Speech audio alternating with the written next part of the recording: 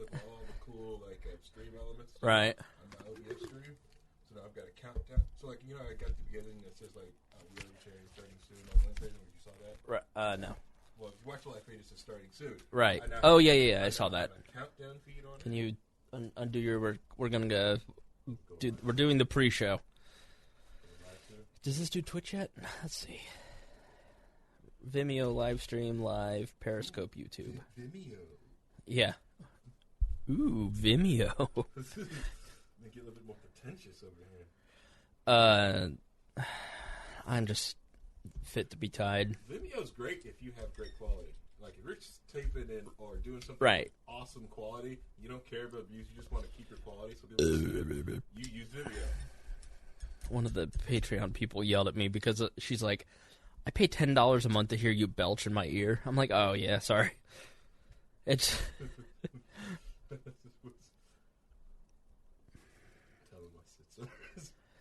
listen, sometimes I eat right before the show and I get gassy. So I thought we shared everything, audience. I felt bad. I wanted to see vodcast Brian Nichols' podcast. Is that opening one, that 30-minute one that you put out for him? Yeah. I wanted to podcast that on Friday if I didn't get a chance to, which it's my fault. I'll probably vodcast this stuff tomorrow while I'm prepping for Wednesday's show. Uh-huh. Vodcasting is when you get on Twitch and you let a video go, right. and you let everyone know that you're basically, I'm watching this video. Okay. You can watch it with me in my Twitch room and chat with me. Okay. You know, so it's... Keep going. I'm just adjusting your volume, so I need you to keep talking. So that is really loud. Hold on here. That's cracking. It's your headphones then. Oh. Okay. Check. Check. Is that moving? Is that changing? Check. Now, it's too low. Check. Okay, now I'm only in one ear. Okay. It's because of these, how about that? Checking. Still just one ear. I got no snare in my headphones. There's no snare. Now can you hear anything? I can't hear nothing. All right. Wouldn't have this problem if I had my Behringer headphones. Your Behringer headphones? Yeah, really? My Behringer headphones. Behringer is quality, God tier. Put your headphones on. Behringer is God tier quality, and so is Mad Catz. That's God tier. Mad Catz is up here. Can you hear in both ears? No. Why not? Because one ear only works on this thing right now. Oh yeah, did you see that really cool webcam from Razer that I sent you? No, birthday's right around the corner, man.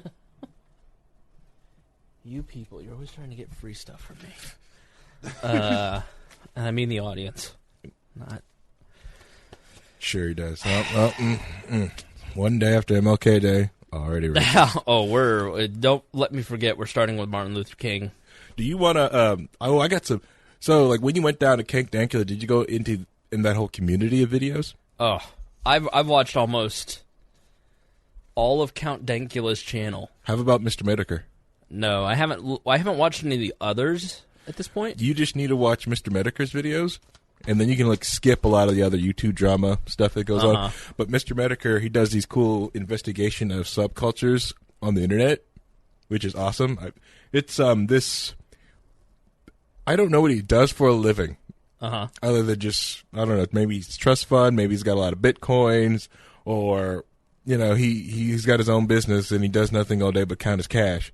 But he has all this time to jump into subculture genres and just absorb all their information and then make a YouTube video about it. Okay. Which is hilarious. But each February for Black History Month, he does a video.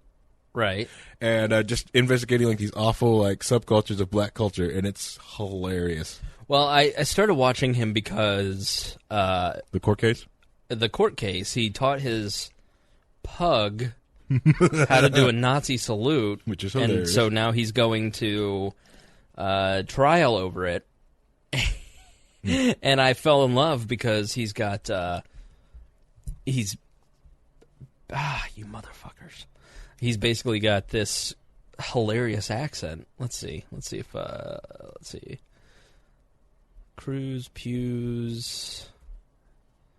No. Here, let's try this one. Drag and drop.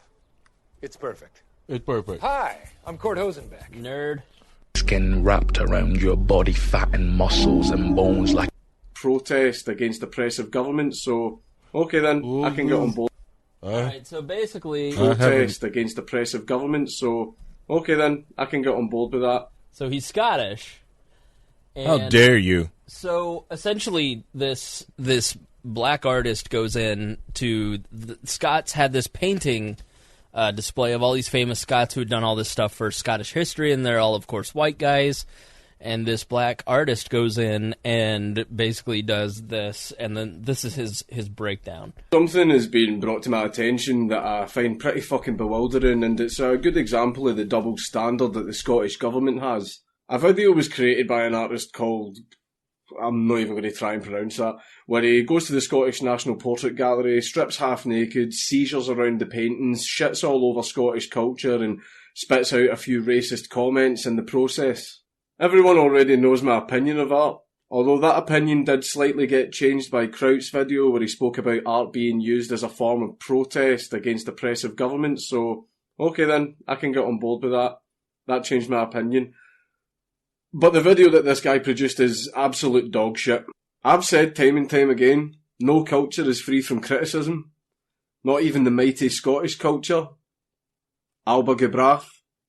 So this man is perfectly entitled to criticise Scottish culture. I, however, am here to shit all over his criticisms because he's a wee fanny.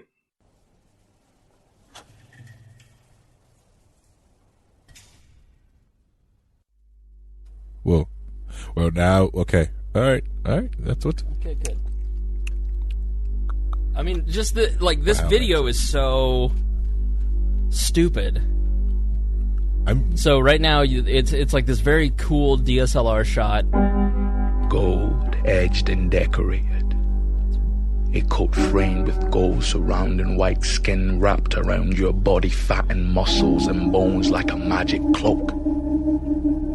The signs of power. You think being white is a sign of power? That's some pretty backwards thinking, mate. Stop judging people on the colour of their skin. The signs of wealth. Insignia. Details that seem small and inconsequential, but they are proof of status. Your status. White. Powerful. Rich. Do you know how fucking expensive it was to get a portrait done of yourself back then? Extremely fucking expensive, so only rich people could afford it, and they would always get a nice gold frame around the painting so that they could show off their wealth and status. That's kind of how the elite worked back then, all over the world, regardless of race. We even still see it today. The thing that I really don't get is, though, you went into an art gallery containing portraits of men from a certain era where only rich people could afford to get portraits done, and also from an era where Scotland was 99.9% white. But you're complaining that all the portraits are of rich men who were white. Do you see where you went wrong here? What the fuck did you expect? That's like walking into a forest and going, why are there so many fucking trees? You wouldn't see me walking into an art gallery in Liberia and going like that, where's all the white people? Oh, there were none? Wow, that's fucking racist. Man that you existed. Your family bore fruit burst from the tree, and here's the proof. Does this mean I don't exist? No. It means you didn't exist in Scotland hundreds of years ago. That I'm not a man? Because I don't see a face like mine framed in gold hanging on the wall. Have you taken all the space? You weren't fucking there. Sucked out all the air, swallowed all the wine, taken the goodness from the earth. All right, we're live on sweated Facebook. The energy from my family's living essence. The Discord. In order that you can live forever, etched in gold. Where's the universal balance? Am I meant to admire the brushwork and the colours and the historical context without considering how you came to be here? And the people who look like me aren't. Because back then, there were no people in Scotland who looked like you. Am I meant to just accept this? Am I meant to just accept that this is how things work out? What, the fact that Scotland back then was 99.9% white and only rich people could get their fucking portraits done? Yes, you are, in fact, just going to have to accept that. Because that was history. That's what happened. All right, so for our Facebook Live people, you're joining the Patreon pre-show here. Essentially, we're watching this episode of Count Dankula, who is a Facebook YouTuber. He taught his dog to Nazi salute as a joke, and now he's facing a year in prison over a joke. And I saw him interviewed somewhere, and then so I started watching his YouTube channel, and I think he's hilarious, mostly because of his accent. And so there's this black artist who goes into the Scottish National Portrait Museum and basically like does a dance around all these paintings about their inherent racism, and he's just reactioning. He does a lot of reacts videos. Can't exactly change that. Also, why the fuck are you fighting a painting? Ignore the past that has survived despite attempts to gold edge it from existence. So you have a problem with Scottish history, and you want to see it changed. You then go on to accuse other people of trying to change history. Okay. I am here, too. Yes, you are. Who the fuck let you in? Now, you are dead. Dead, random, white dude. Ooh, edgy boy alert. Sharps inside. Be careful you don't cut yourself with all that fucking edge. What's so special about you? Well, where the fuck do I even begin? Sir William Bruce of Kinross, who was the founder of classical architecture in Scotland. James III, King of the Scots. You might not know this, but kings were generally considered to be quite important back in the day. David Livingstone, who was a pioneer medical missionary. Last but not least, Rabbie Burns, the Bard of Ayrshire. You're actually going to try and talk shit about Rabbie Burns? Then gently scan your brother, man. Still gentler sister, woman. Or they may gang a ken and rang. They step aside as human. You wee dick. I am here against the wall framed in gold, smiling in my privilege. The privilege of being alive. Watching this video makes me wish I didn't have the privilege of being alive. While you are now framed in dust. The signs of wealth, the insignia of status. They are a gravestone that a dog pisses against, shifting, crafting clay. You're the only dog pissing on it, mate. And you're wondering why the public got so angry. They are a long line of inbred spawns soon to die out themselves. I'm sure I've heard phrases like that used before. I can't really remember the type of people that usually say stuff like that. There's Nazi flags in the back. Give me a minute, it'll come to me. But I am here. My very existence, my closeness to your face, my breath, all offends thee. Or it would if you breathed yourself. But you can't. Your posterity is a cartoon. Evidence of a vain stupidity, whilst my own monument is the living. So despite all the great achievements of these men that I described earlier, you think that you have them all beaten because you're alive now. So by a roll of the dice, you were born hundreds of years after these men, and that makes you think that you are better than them. Okay. Pulsing one that is here, next to you, in your hallowed space, every thought an encryption. I am here, now. But I can feel the gravity of mortality pulling me down. I started feeling that too about 30 seconds into this auto-fillating shit heap of a video. Ghost breath stuffing my lungs, the endless gazes of dead, random, white dudes. You can't frame me. I'm a man. That makes no sense. But yes, you can be framed. I did this one for you myself in Photoshop. Lined in gold, son. Lined in gold. Despite you, Uh-oh. I see you. I see you. And I'm gone. So here's the funny thing, didn't have the Mevo set right, and so... The public reaction to this video was obviously a very bad one because nobody could really understand why the Scottish National Portrait Gallery would put on a gallery featuring paintings of important and prominent Scots and then invite this dickhead in here after hours just so that he could run around the room like a fucking maniac and shit all over it. The public reaction was so bad that despite the purpose of art being to form opinions and promote intellectual discussion and conversation regarding these opinions, the uploader obviously decided to forego that and disabled the likes, dislikes and the comment section. The one thing that we can obviously take away for this video is the fact that this guy seems very, very upset that we honour people from our history, that they were white, and that he wasn't a part of it, even though we've already discussed why that was. However, some of the comments that he made, well, racist in nature. Dead, random, white dude. They are a long line of inbred spawns soon to die out themselves. Dead, random, white dudes. Scotland's finest. Boys in blue don't take kindly to such words, to the point where they even actually arrest people for joking about such things. So to say things like this in a scenario where you actually mean it, well, my son, you're going to suffer the wrath of the crown.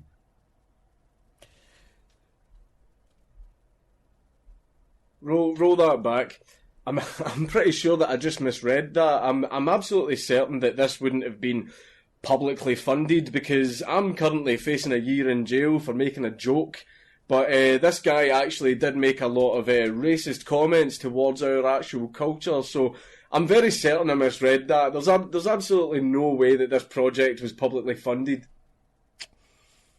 Oh. It was publicly funded. Lottery. He got paid to do this. I absolutely want to kill myself. This is why we have the alt-right. He got paid to do this. Fucking Nicola Sturgeon. So he's funny. So yeah, you'll have to check out his court case. And America, meet your future. Christian Larry said there's a buzz. There's a buzz? Buzz is a buzz. I don't know, man. Let's see here. How about now? Oh, I think it may be the video. Oh, it could be the video. Could have been the video. So, we may have to call out Free Talk Live. Why? Posted on their Twitch that they're the largest, fastest growing Discord, Libertarian Discord. Bullshit. That's bull. Bull. I'm like, I just jumped into Discord. I was like, wait a minute. There's only 5 people in here, and you're live on? Psh, I got more people on there. We're not even live to Twitch right now. Free Talk Live Discord is a shithole. It's not. It's a new one. It's new. It's nice, but it's no. It's no We Are Libertarians Discord. Listen, guys. Sorry, I'm gonna have to disconnect the audio because there's a buzzing apparently on the YouTube. So we'll just have to go the iPad route. So gross. A couple minutes of video that you won't be able to hear. I can't afford to keep replacing this stupid thing. Let's just start. Man, I wish we were using some sort of let's just start OBS the whole. system. We're gonna start the whole live stream over. Shut up, Harry. Yeah, so I saw Eller and I posted that. I'm like, what? Did they just? We already got one of their guys in our Discord. Is that the one that I was arguing Big Olaf, yeah, Big Olaf. because he's an anarchist? Yeah, anarchist. Like the worst type of anarchist. It's like, man, I don't know if I want to be anarchy with you because I'd kick some of y'all out of airlock. I'd violate some naps and keep walking. Well, it wasn't a good idea for him to argue with me 2 days after the whole Roger thing because I was just like, you know what? Fuck anarchists. Well, then that's the other thing. It's like, dude, did you guys even half the people? I was like, did you even listen to the thing? Go back and I did listen to it. Yeah. Okay, fine. Did you listen to it? Then I'm like, Chris is putting words in someone's. I'll stop over going back live, but No, just it'll like be on the Patreon feed. They were like, Chris was like, Chris is trying to put a point out. He never once said, this is what you're saying, or this is what, I feel that you're saying this. Chris was trying to get a point out. And you can listen to the beginning of the thing. Roger came there for a fight. Right. He wanted to fight. As he always does with me. He wanted to fight, and he's like, and he went low first because he insinuated that you suck dick. Well, which wasn't that funny. It was like off, like it was all this praising, and then you suck dick. Well, Roger, like I just that's cringe comedy. I was like that had no timing. It'd be different if there was like sexual innuendo jokes between the two of you once in a while, or just through the whole group. Well, so like I don't hate Roger, but Roger, he was like, well, I got him to shut up. Well, dude, like, because you wounded me by being an absolute asshole. Well, everybody knows I'm an asshole. That's just me.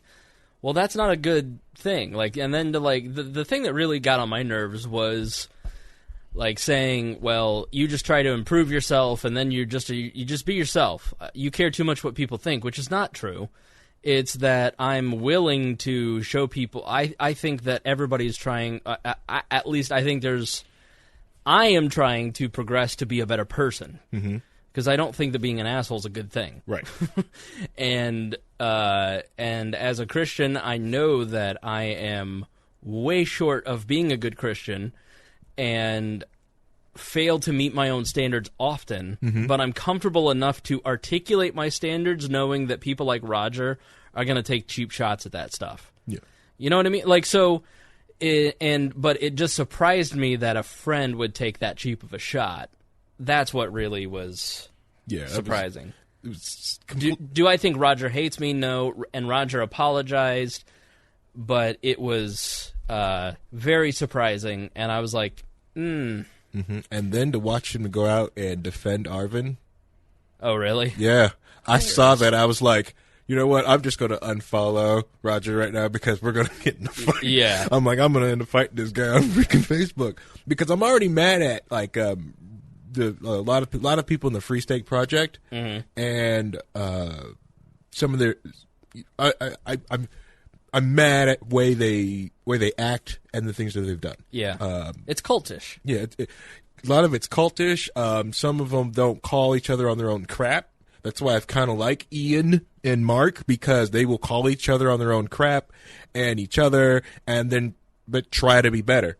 You know, like I don't know Mark at all, but I can tell you Ian has always been exceedingly good to We Are Libertarians from a state and a group that has never been nice to Indiana Libertarians and has never been decent to Indiana Libertarians and Ian has always been super promotional of We Are Libertarians, and like it's always surprised me because I just am used to being treated like garbage from Black and Yellows, and I'm supposed to do an interview with Adam Kokesh at some point. Like he's going to interview me, and I can't imagine that's going to go well, but I'm going to do it. Especially after having like a conversation with Roger, I'd be like, okay, listen. But what do I care? You attack me, I know what I believe and I know who I am, and like nothing Roger says changes the fact of anything for me. Like I know who I am. Yeah. Like you know what? I know what I believe. I know what I'm trying to do. I know.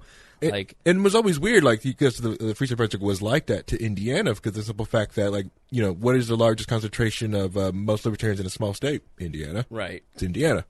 You know, what about Nebraska? Again, there's probably one, but there's not many people there. In Wyoming, and they're dotted around, and a lot of them are dotted into like heavily like massive like population centers. Right. You know, it's. All right, let's get started. I got a lot to get off my chest. I've got so much, and it's just like, and then I was like, I've got Wednesday's event too, so I'll be okay. Oh yeah, all right. Well, I'm gonna just for you Facebookers and YouTubers, I'm just gonna disconnect. That sucks.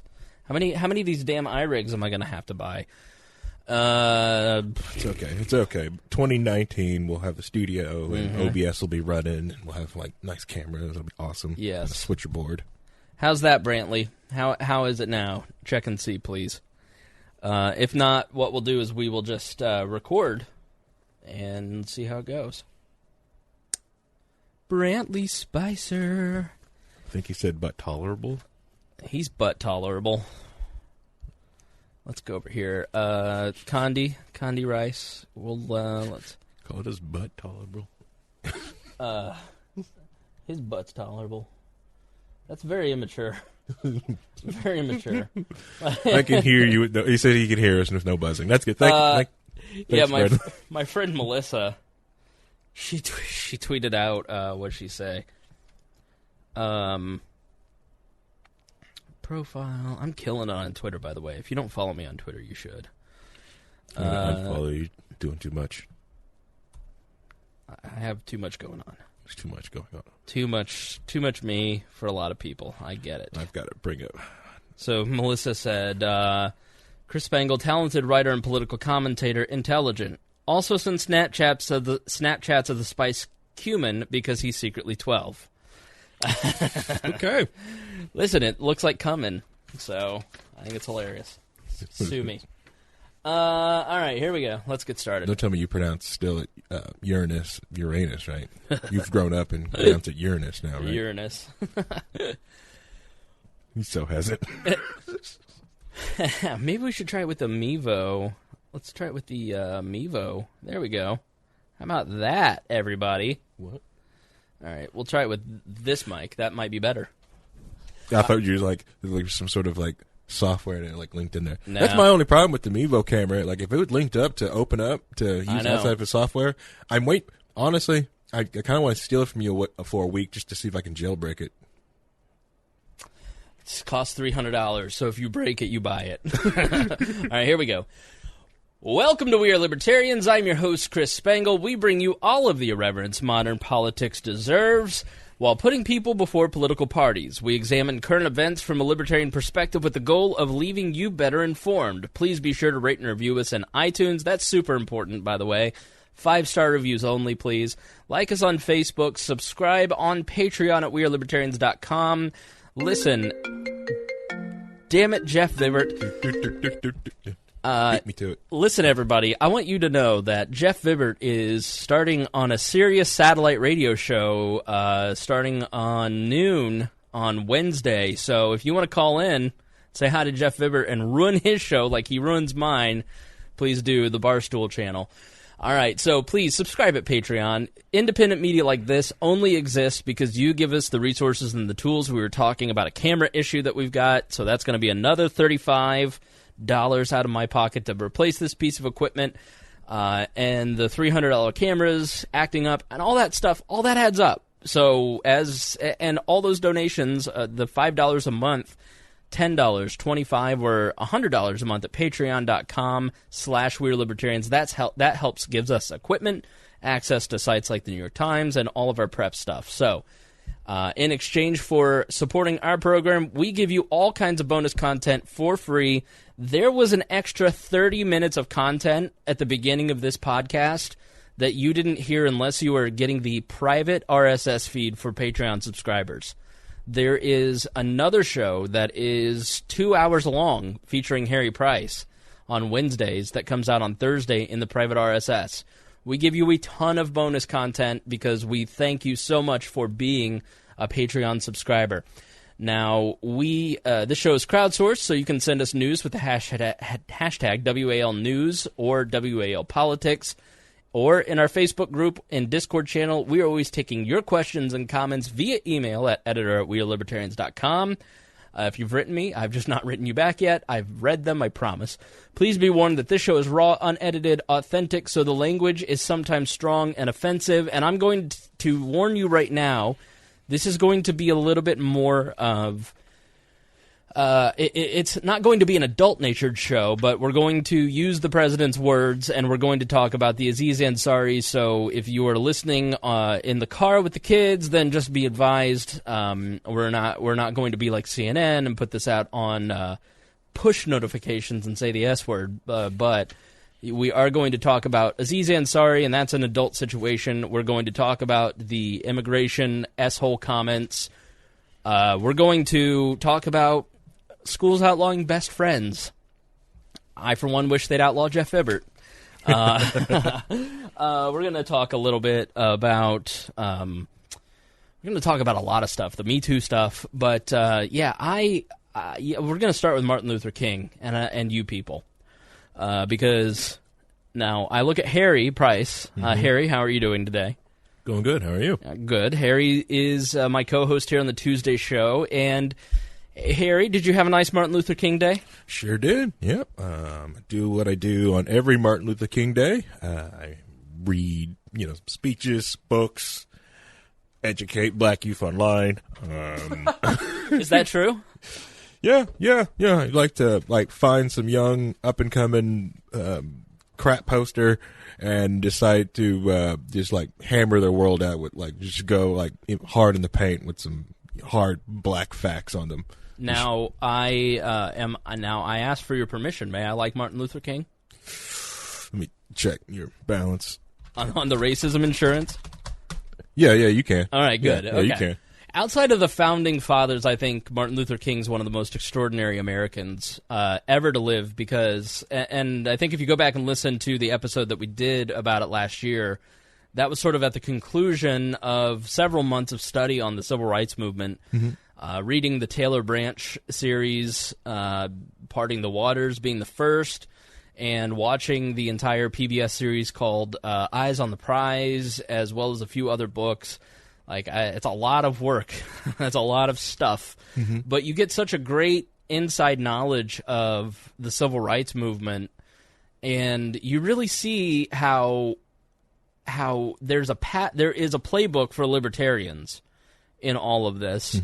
And Martin Luther King was somebody who was an imperfect person who was pushed to the front of an imperfect movement, and within a decade was able to use nonviolence to completely change society to the point that the former head of the Senate in LBJ, who in the Senate was blocking every civil rights legislation and was an awful racist, signed the civil rights bill as president because political will and societal will had shifted so much in a span of 10 years. And it was because he acted nonviolently and his opposition acted violently. Correct. Yeah. I mean, he was an extraordinary human being in the civil rights. I mean, he's one of the heroes. I mean, everybody puts him up as and I think he'd be unhappy with an MLK Day. I think he would be unhappy that he was the singular focus of the civil rights movement for so many people. But part of that comes from his assassination because Ralph Abernathy, people like Rosa Parks, Stokely Carmichael, who's the congressman, John Lewis, Andrew, is it Andrew Jones? He went on to be the UN, Andrew, gosh, I'm spacing it. Tall, handsome dude went on to be the head of the NAACP, he was the UN ambassador. I keep want to say Johnson. I think you screwed me up. I think I got it wrong. But it's Andrew Young. It was Andrew Young. It's like I had it, and you said James. I was like, what? Right. Lots of great civil rights leaders, even people like Malcolm X to some extent. But Martin Luther King, just his oratory was unlike anything that exists on the planet today. Correct, yeah. I mean, you go back and you listen to his speeches. I listened to the Mountaintop speech this morning, which he was very sick, and he had the flu, and he didn't go to the church in Memphis that night, and then they said, you got to come down here. It's packed to the rafters. People want to see you. So he came down, and he was very prepared with his speeches. And he stood up in one of the rare speeches where he spoke extemporaneously without notes and just crushed it. I mean, if you don't have the hair on every hair on your body standing on end by the end of, I've seen the Mountaintop, I've been to the Mountaintop, you're not human. And then he is assassinated the next morning. Correct. Yeah. So, and he just, apparently he collapsed at the end of that speech, and it's incredible to listen to his words. So you listen to his speeches every year? Yes, I try to, because it's one. You are correct. He's a great orator, and the simple fact that you will never, especially in this 24-hour news cycle, I think on the Boondocks, James Magruder brought up on this. It's just you can't be Martin Luther King and speak like that and be on the news anymore. He speaks. Even I speak very, very quick. very, very fast. And just because that's, the society that's where I've grown up on, it's just what we've done. We've always spoken that fast, and someone speaking that slowly and pronouncing every word and trying to get that cadence in there, that doesn't work for TV. And the simple fact, and I think that's another thing I always like to watch for Martin Luther King Day is the Boondocks Martin Luther King episode, when they do basically the fiction episode where he didn't die, he went into a coma and came back. Right. And he was, still around. And just to show you how in a different lens, in a different world, and how different of the way people would act to Martin Luther King. Yeah, and one of the things that I hate about Martin Luther King Day is all the Republicans that try to make him a Republican. And then all the libertarians and conservatives that try to make him a communist. Yep. And the truth is that, yes, he was sympathetic to socialism. His wife was an avowed socialist when they met. And he writes to her in his letters basically saying, I'm sympathetic and I understand the problems with capitalism, but I'm not willing to give up on it yet. And towards the end of his life, he did become more anti-capitalism, but I think if you're Martin Luther King and you've spent 15 years in the middle of all these fights between institutional racism in local businesses and local governments, I think it's a perfectly rational position for Martin Luther King Jr. to have a suspicion of free markets, because free markets weren't acting rationally to him, so why would he think that capitalism could act rationally? And I think taking those statements, and again, it doesn't make him right, I just see how he can come to that conclusion based on his experiences. And taking those statements and then applying it to today's politics, when Martin Luther King existed in a time when political parties were totally empty vessels, Republicans were suspicious of civil rights, and weren't really willing to do a lot. And then Democrats, you had JFK Democrats, and then you had Robert Byrd Democrats. Right. Everybody points out, Governor Wallace was a Democrat. Yeah, he was. Yes, but he was. So was JFK. I mean, you didn't have the kind of homogenization in the political parties then that you do now. And it was just a very different time 50 years ago in every aspect of our politics. And to take like Martin Luther King's views on politics in a time that were vastly different than the internet age, you can't say that, I think he'd love Donald Trump, or I think he'd hate Donald Trump. I think he'd hate Donald Trump, but I think he'd pray for Donald Trump. I think he'd pray for Donald Trump. But Martin Luther King was extremely careful to never wade into any political discussion that didn't directly affect the civil rights movement. Because his position was always, I don't want to say something that will turn a potential ally off. And it wasn't until Vietnam, when he spoke out against Vietnam in 1967, that what he said he wouldn't do, because if he did it, it happened. And he basically divided his movement, he divided his supporters, all the suspicious silent majority said, see, he's a communist. And and that's when the FBI investigations got in really good on him. And by his death, he really was very his power had greatly diminished, which is really odd. Because I don't know why, if his power diminished, the Dulles brothers assassinated him. Which is my view. I think the CIA at the time, the Dulles brothers, are two of the most evil Americans ever to live. Traitorous people, and I think if you do any research into them and the Kennedy assassinations and the Martin Luther King assassination, you see the paranoia within the FBI and the CIA that Martin Luther King was going to foment race riots, which were already happening in 1968, and that he was going to be a bad actor, that he could convince all of Negro America to turn on the United States government, when in reality, if you look at his influence within the black movements of that time, they had shifted more militant. They were heading towards Black Panthers and Black Power, and they were moving away from the then, I think at this point Malcolm X was assassinated, but they were moving towards the Stokely Carmichaels and away from the Martin Luther Kings. Yeah, he was more of trying to keep them peaceful, but they were because they were met with such violence around that time. Right. And it was, to me, it's almost like if it wasn't for his assassination, they probably would have got violent. Because there's been talks of all black people trying to concentrate in one area and get there around each other and police and do everything themselves. Now, even out through all that violence, there's a lot of there's a lot of good programs that the Black Panther Party did do, and a lot of different things that it did do. There's a lot more community aspects that happened through that. I'm sorry to ruin your Black Panther Party. Watched Forrest Gump a couple months ago. Such a great movie. This was from the actual I've Been to the Mountaintop speech. She said, when people get caught up with that which is right, and they're willing to sacrifice for it, there is no stopping point short of victory. And I just said, libertarians, your job is to define that which is right so that people will sacrifice to win, not what you think is right. There's often a big difference.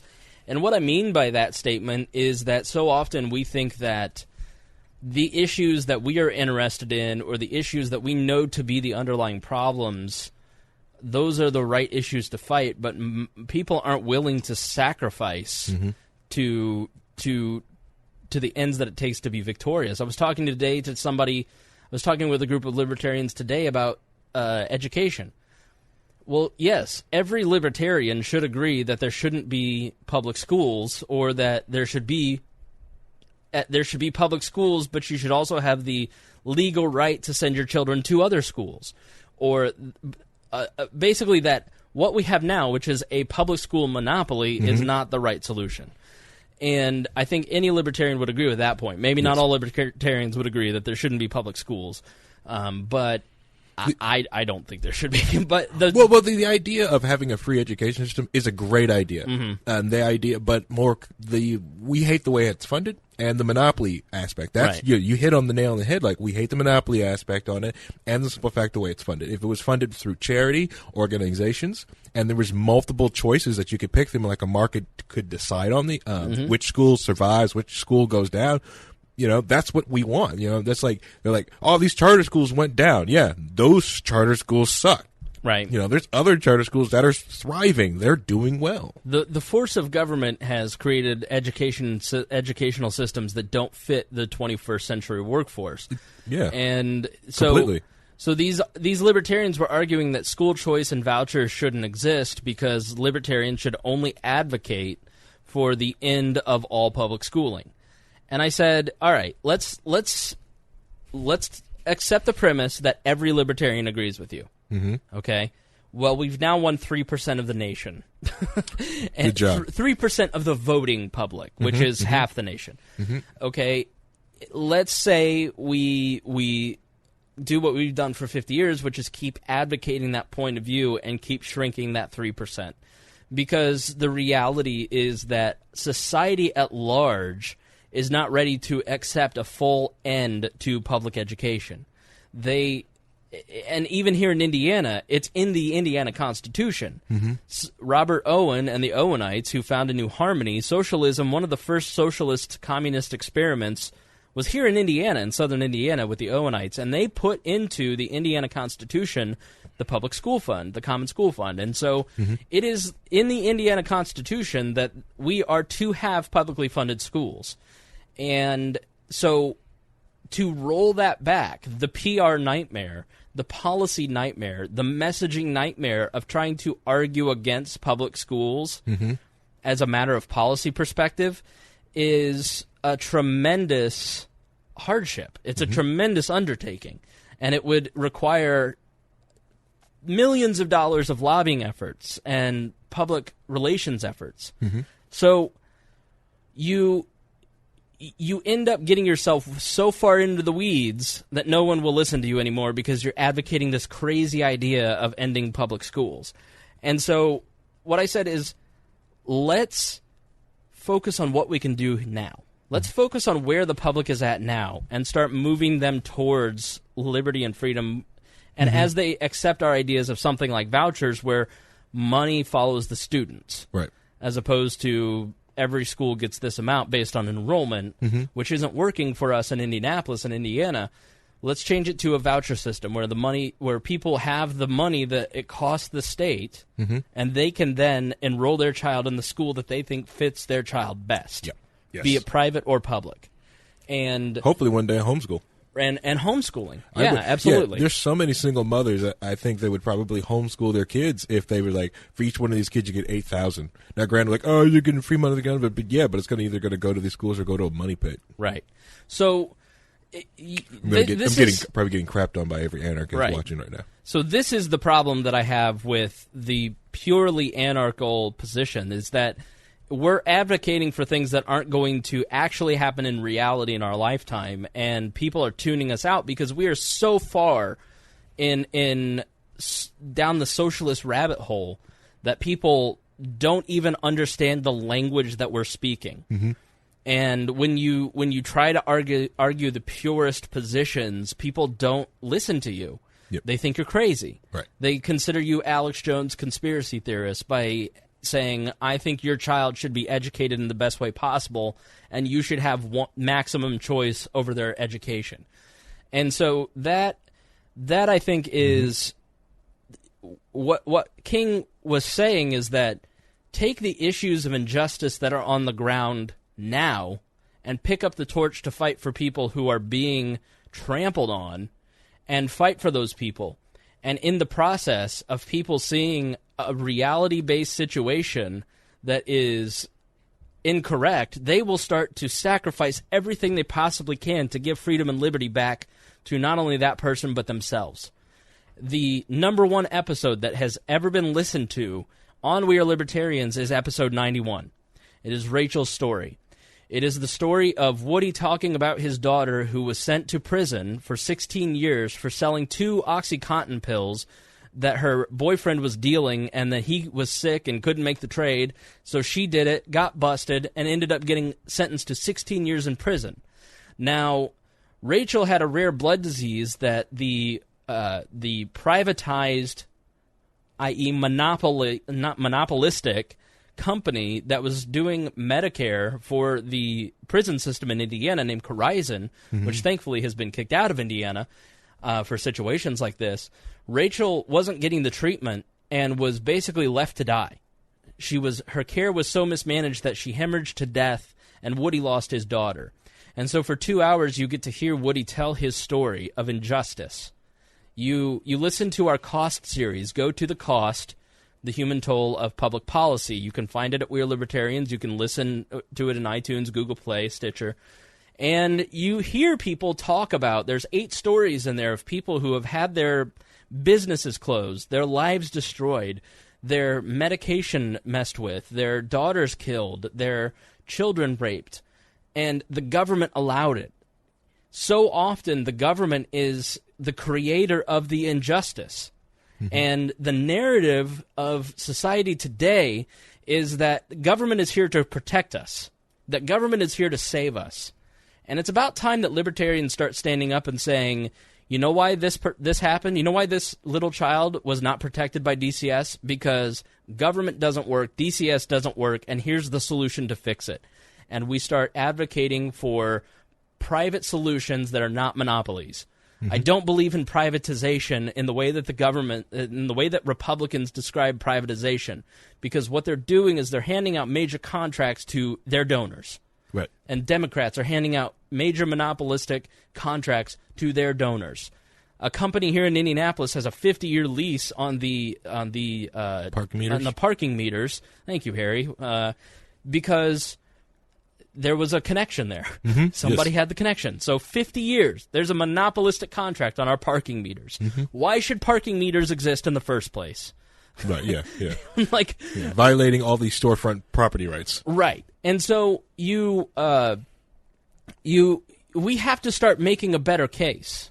And we have to start saying that children are poorly educated, that we're running behind because of these certain conditions and these certain things. And if we do this solution, then people will be more free. Martin Luther King was able to take real instances of injustice in his community and start building coalitions to fix that problem and start to carve out more liberty and freedom. And within a decade, he was able to change society. One man, one group, a person who was an imperfect person. He plagiarized his college stuff. He cheated on his wife. He did things that weren't holy. Mm-hmm. But there isn't a single person listening today that isn't holy. And the only time that people make an issue of somebody like Martin Luther King's imperfections is when they have a political point to make and they want to diminish the actual good works of what the man did. And so when I see a site like Liberty Hangout posting some bullshit garbage article about how Martin Luther King was a socialist and nobody should listen to him, I'm saying the person that wrote that is lying to you and is manipulating you and is completely incorrect about Martin Luther King Jr., and that outlet should no longer be listened to because their credibility has been absolutely diminished because they're trying to make a point that doesn't make sense, that is completely false and inaccurate. And what is the point of it? Mm-hmm. It's because they're trying to manipulate you to think a certain way so they can gain favor with a certain segment of our population. People like Liberty Hangout or Tommy Lauren want to manipulate you into being part of their tribe. People like the Young Turks want to manipulate you left and get you to think left so they can be part of their tribe. And so they basically are gaslighting you into believing a certain way. And so much of tonight's show is trying to give you a gut check of here's what reality says. So when you see all these things about how Martin Luther King Jr. plagiarized and cheated and believed in communistic ideals, maybe some of that was true. But that doesn't diminish the overarching, complete picture of his work, which was absolutely libertarian in getting more people freedom, more people liberty, and creating justice where injustice had been before. Is that a good? Yeah. Yeah. I always hate it, because they wait until, Martin Luther King Day to, start posting these manipulative articles for clicks, for money, and, it's different if they would have posted it, mid-December. Right. Or if they brought up some new information on it, like, we've got this. This is what we just uncovered. Yeah. Okay? But they're not going to do that. But no, this is stuff people have been posting on the internet since the internet on Martin Luther King Day. Trying to be edgy. Yeah. Look what we did. Edgy boy. Yeah. As Count Dankula would say. Ooh, watch out for that box of knives. It's so much edge. All right, so on to our next gut check. Donald Trump. Too many trailer boards open. How many of us are surprised to hear Donald Trump thinks that Haiti is a shithole? Anybody? Is this new information about Donald Trump that we must not have known before today? Is this new information about Donald Trump's character that we haven't been wrestling with for 2 years? Is there anything for us to really be outraged about? Like a Democratic senator who wants to gain leverage and diminish the president's position leaked a comment that Donald Trump probably said, but we don't know for sure. Mm-hmm. He leaked it for political gain. Also, it's hilarious that Harry just belched. Thought he muted his mic. I thought I did it. No, it didn't work. See, I just want my old button back. No, because you would push the button and then you wouldn't click it off. So Donald Trump is under attack because as we said last episode, Donald Trump is having his mental fitness questioned. Donald Trump went for a physical at the Naval Hospital last Friday. Mm-hmm.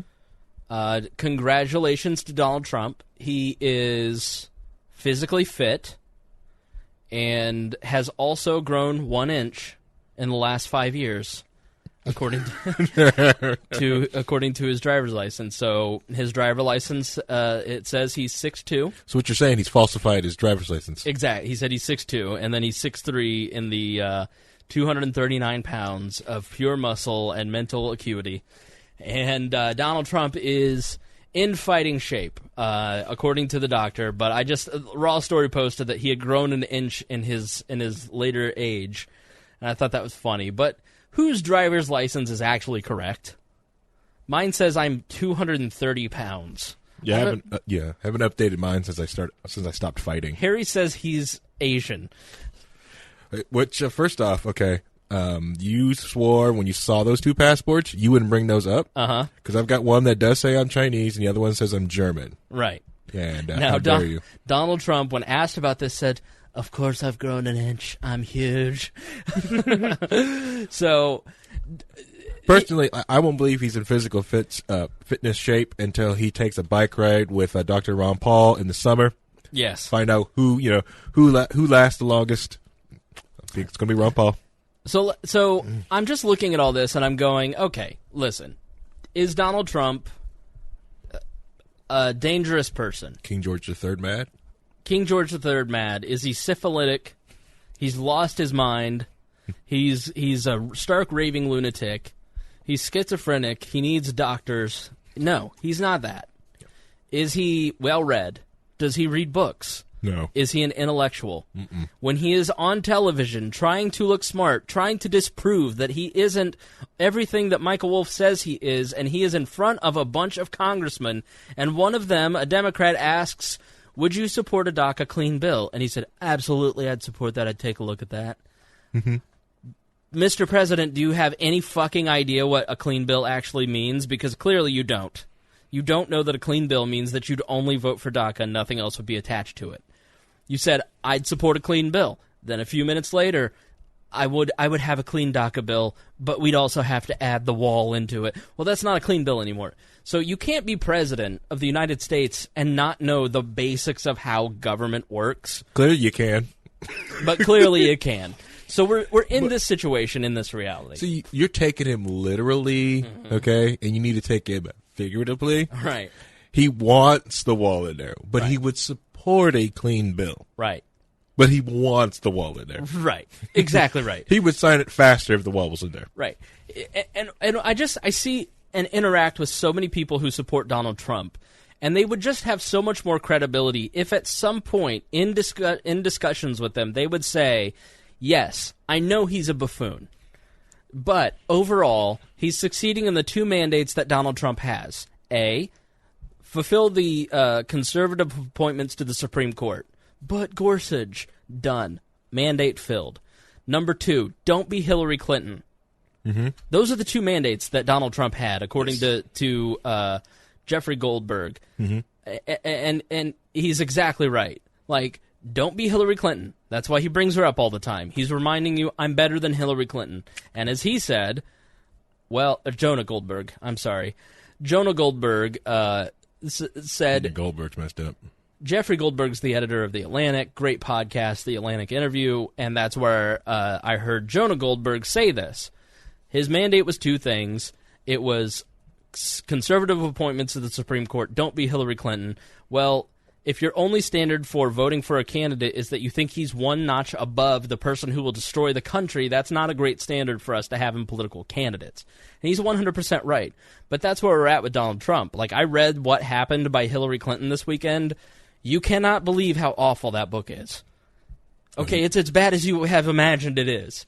Out of 475 pages, I've screenshotted and posted the photos of the only pages that are worth your time in the We're Libertarians Facebook group, and it's like 10. I'm sorry. Yeah, well, in the book, it's funny because she says, I carried around binders of people that I thought would be good for the transition, and I had the transition all staffed out, and I knew who I was going to pick. And then, like, 2 pages later, she loses the election, and they come and they say, what do you want to say? And she's like, I just didn't have anything to say. Honestly, the idea of losing had never crossed my mind. Yeah. So she had binders full of women. Right. Well, I feel bad that you had to read that. Do you want to borrow my Scott Horton Fool's Errand book? I will actually after you're done with it. Okay, all right. I should be done next week. So I'll bring it over. It's a great palate cleanser from that. Oh, I'm so sorry. No, the Michael Wolff book has been the palate cleanser because it's the Michael Wolff book has turned out to be great. It's turned out to be everything that I thought it would be. It's tawdry, it's gossipy, it's great, and. I still think that my review last episode stands of it, but it is worth the read. And in reality, the more you read on into it, this is just him like kind of recapping all the news that came out in the New York Times and the Hill and Politico over the last year. Yeah. I mean, it's not as sensational in the second half, but it is a great read. It's a lot of fun. Yeah. Sensational is calling like a country a crap hole and. Right, yeah. Listen, here's the reality that we're in, okay? Donald Trump is not an insane person, okay? But Donald Trump is the way you have to look at Donald Trump is Maggie Haberman so gloriously pointed out. Donald Trump is a person who went up into a treehouse in the sky in 1983 and created a world in Trump Tower where he had complete control over who he had access to. So he had been hanging out with Roy Cohn, who was the lawyer for the McCarthy hearings and was this New York mob fixer, and he's hanging out with all these, mob bosses in the early 80s, and then he ascends his golden staircase into his treehouse in Trump Tower. He rides an elevator to and from work, and he builds his own reality, and he surrounds himself with yes men, and he isn't challenged in any way, shape, or form since 1983. Well, I was born in 1983, and that was 34 years ago. So here's a man who has built a cocoon around himself and then decided in 2016 to come out of it. And you are seeing a man that is like Han Solo stuck in carbonite, because he is stuck in 1983, and he is a New Yorker, and he has 1983 thoughts. And what I think is going on with Trump and why he's so offensive to us is that all of society progressed pretty well. Yeah. But Donald Trump didn't. Like, Donald Trump just is stuck in 1983. And that's why he reminds you of your uncle. That's why he reminds me of Tad, Western. A lot of good cars came out in 1983 then. A lot of good things came out in 1983. Yeah. Very handsome things. But Donald Trump is somebody who has... do I think Donald Trump is a racist? No. Do I think Donald Trump is incredibly insensitive? Absolutely. Do I make insensitive jokes? Harry will attest. Absolutely. Yeah, absolutely. Absolutely. The Omega level wall chat is just crazy. I took a photo with my friend Abdul Hakim Shabazz yesterday. I posted it, and it said, hanging out with my only black friend on Martin Luther King Day. Is that insensitive? Absolutely it is. My mom laughed. Yes, but it's a joke. Mm-hmm. I'm being funny, okay? And is it offensive to some? Probably. Do I care? No. I just don't. Because the idea that everybody and everything is racist, I'm done with it. Like, if I were a racist, I wouldn't treat Harry with such respect. I have named Harry deputy leader. Yes, deputy leader. Especially when the coup comes. I'm sorry. Wait, what? No coup. There's no coup. Anyways, yeah. But everything is sexist. Everything is racist. And you have to point that out. Exactly. Because if I say you're a racist, I never have to deal with what you're saying. Right, yeah. I can completely... It is intellectually lazy and weak. The amount of people who are truly racist in this country... Yeah. And how would you define racism, Harry? To me, so that's a hard question for me. Okay, this is going. I'm going to derail. I don't want to derail, but here we go.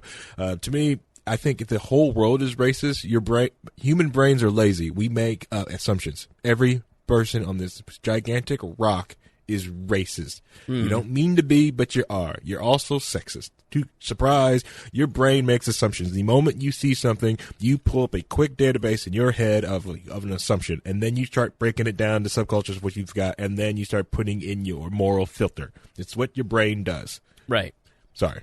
But to me, a racist to me, so like everybody's racist, but to me, that beyond racist person is more people who act on it and, show out on it. That's, to me, that's like, wow, that's super racist. Yeah, their thoughts, their actions, their behaviors, their relationships, these are things that are governed by the ideal that other people, based on their skin color, based on their biology, are inferior to them. Correct, yeah. That you are inferior, that, especially like some of the race realists online, they're some of the worst people. One thing they like to bring out is Explain race realist. I don't know what that means. Race realists are people who believe that race is real and that there's massive differences in race. And the more thing they like to say is IQ differences.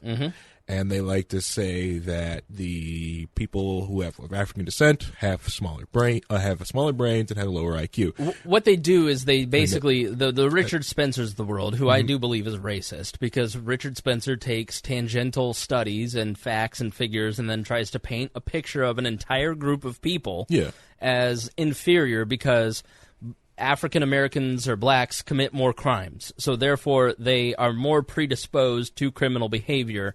Well, that is completely removing the reality of the environment set up by government policy that most blacks in this country are operating within. And if you go back and you look at the racist policies of Richard Nixon and Haldeman and Ehrlichman, who flat out told, I think it was the Rolling Stone in the early 90s, we wanted to end the protests against Richard Nixon so he could get reelected, and so we did two things. We couldn't outright criminalize being black, and we couldn't criminalize being Democrats. So what did we do? We criminalized pot. We started the war on drugs, and that destroyed the hippies, and that destroyed the blacks, and they succeeded. Those are racist policies because they're targeting an entire group of people based on political means, based on racial notions, and then 40 years later to look at it and go, blacks just must be dumber. That's why they commit more crimes, because they can't control their urges. No. Yeah, can't control their urges. Totally disregarding most of the economics of the situation. But the thing is, when you look at their the thing is, what their graphs show, or what they're they show what they show. Okay, they don't do anything else. You can't look at this and make all these assumptions. If that's not how science works, you can't do that. You're jumping. That's a gigantic jump to conclusions. This is here, but it's just well, the thing is, I don't want to attack your evidence, but what's your sample size? What's the test like? Then it's well, how does this test change over time? And they try to show it, but then they when the IQ test is okay, most of these IQ tests are based off of people in the military. Can I get an IQ test of the actual criminals in the jail cell? I want the IQ test of a lot of the kingpin blacks in the prisons. I want their IQ test. Yeah. Because to me, they're going to be the high ones. Once we get to Haiti, and I've had conversations with alt-right people about Haiti specifically, and they just flat out say Haiti is a poor country because it's run by blacks. Right. That's a racist notion. Yes. It isn't because they're black. It's because the American and the French imperial governments, mainly the French, yeah, crippled them. Which we'll explain why Haiti is a shithole in a moment, and you won't believe it. Actually, you'll believe it. This audience will believe it. Yeah, this is Haiti and the largest parts of Africa. It's because a lot of okay. I'm sorry. Listen, racist people are fucking stupid people. Okay, talk to a racist. This is why I cannot stand the destruction of social media by Facebook, by Twitter, by YouTube, and Google. They're destroying social media for leftist tendencies. Instead of letting racists on their platform have a prominent position. Every person should, when they open up their Facebook page or their Twitter, the first thing they should see is a Richard Spencer tweet. Because they will realize how fucking stupid this person is. Right. He sounds intelligent, he feels intelligent, but he's actually a very dumb person manipulating history, manipulating data for an opportunistic point to get a bunch of dumb people to follow him because he wants to be rich and he wants to make money. Right. And so he has decided, like David Duke before him, that if I just say things that sound right to these dumb hillbillies, then they will give me money. And guess what they do? Yeah. And if you actually meet one of the people that support one of these guys, you will not be afraid of racists anymore because you will realize they don't understand history, they don't understand politics, they don't understand human nature, they don't understand anything other than the stupid emotions in their tiny-sized lizard brains. They're dumb. Meet a Nazi, you will no longer be afraid of Nazis. Right. Yeah. When you hear him talk and debate, he debates like a leftist. He tries to... Because he is a leftist. He's a big, steaming leftist. Right. He calls himself right just to get into those right camps to get after this. So if you came in there as a Democrat socialist, most people will be more apt to listen to his speech in the South. Will not listen to him because he's more of a left. Right. And even even in his when you listen to his that 4-hour stream he had on Andy Worski Live, he talked about his white ethno state and how he wanted to make that white ethno state and basically have that tyrannical dictatorial powers on through it and have classes in it, but he wanted to be on top and he would not want to be a serf on the bottom of it. He talked about it. He openly I do not, I will not be a serf in that system. I tried to watch that at work without headphones on, and then about an hour in, I was like, what am I doing? Yeah. I'm also going to put up on our YouTube channel a second copy of the show, and I'm just going to title it Richard Spencer is an Idiot, and I want you to go watch the comments. Watch the comments, because these are the people that you're afraid of. These are people who are absolute idiots. And people who work at these big tech companies are ruining their business and making people who have built their career on social media, people like me, go, I'm out. I'm done. Yeah. I'm gonna go to other channels because you've broken your promise to me too many times. You've restricted my speech when my speech is perfectly valid and reasonable to try and silence people who are a small percentage of the population. And it's ridiculous. And so I don't want to do business with you anymore. Are we going to still continue to post on Facebook? Absolutely. But is it the center of my strategy going forward? Absolutely not. Yep. Like it's garbage. Yep. Like they are a garbage platform. They've broken their promise, and we'll talk more about it in the future. But let's go ahead. And Harry. Everything they do, like the whole Facebook platform is broken anyways. Like how many of you guys really do get, like when you get the Facebook Live notification, the patrons? Do you guys actually get these Facebook Live notifications that we've gone live? Do you guys get that? You know, or is it buried on other crap? Or did Facebook decide not to show it to you? Because we're libertarians. Correct, Right. And even the chat feed's freaking broken. Like it's frozen like several different times. I've been trying to read the chat and closing it down. And listen, go watch. Listen, Project Veritas has its problems. James O'Keefe has his problems. I don't think he's a journalist. Selective editing. I think it's selective editing, but I think this Twitter video that he found is worth your views. I will put it in the show notes. Listen, these social media companies are really screwing up their business. They deserve to die, because if you're going to limit free speech, then you deserve to die. You don't deserve to have my business. And there are going to be big pockets creating pro-freedom platforms coming soon, and people like us are going to go to those platforms. Yep. It's one of the reasons, other than I'm thinking like Free Talk Live watches us and wants to mimic us, that they went to Twitch is because YouTube shut them down too many times. Right. Yeah. YouTube shut them down. Facebook wouldn't let them show the broadcast, and but Twitch like, we don't care. Listen, I love Free Talk Live. Ian is one of the few. Ian Freeman of Free Talk Live is one of the few black and yellows that has treated me with respect and treated me with dignity. Yep.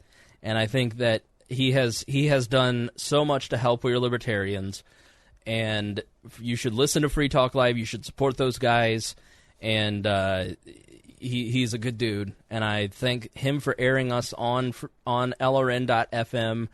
And I know that we and our audience generally don't get along with anarcho-capitalists or anarchists, what we affectionately refer to as black and yellows or liberty larpers. But Ian has always been a stand-up guy to me, and I will always, I won't say always, but I will do my best to always support Ian in return because he's been good to me. So, what happened? What is the context of the shithole comment? So the Washington Post put out yesterday evening a detailed account of what happened. So this is called Inside the Tense, Profane White House Meeting on Immigration by Josh Dawsey, Robert Costa, and Ashley Parker.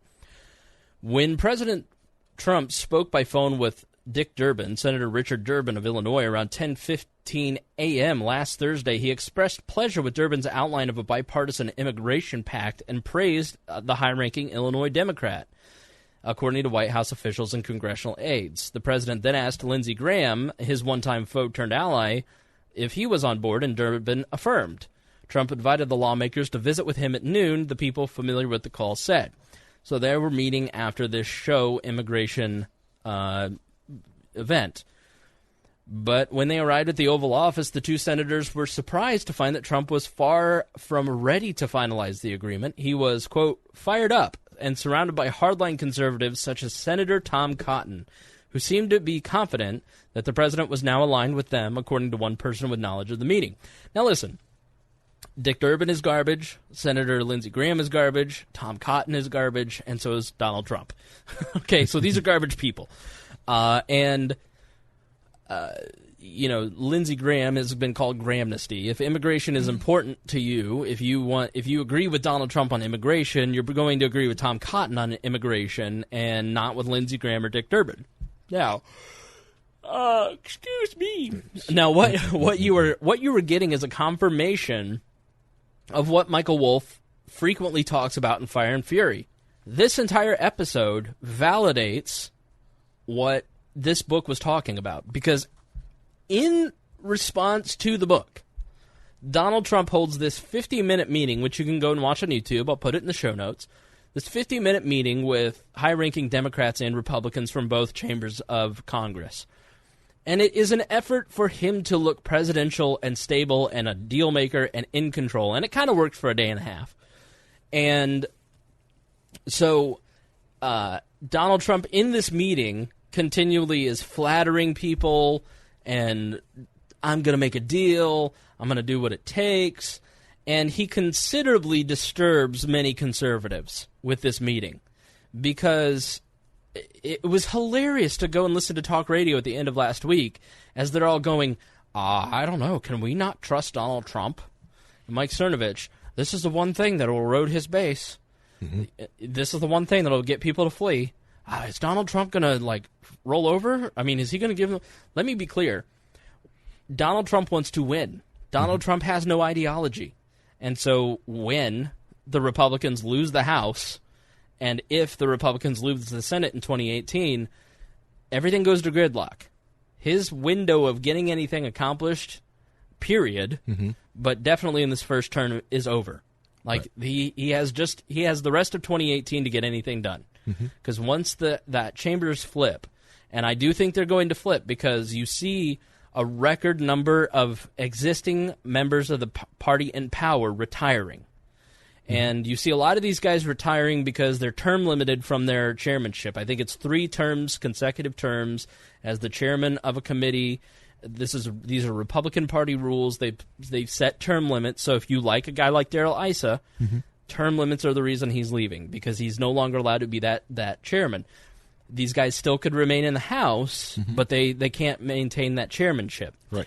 And so I think it's 30 at this point of them are retiring. Why? I think they've all seen polling that shows this is going to be a bloodbath, and they don't want to go out losing. Yeah. And so they are going to just go out gracefully and let the next idiot lose. And...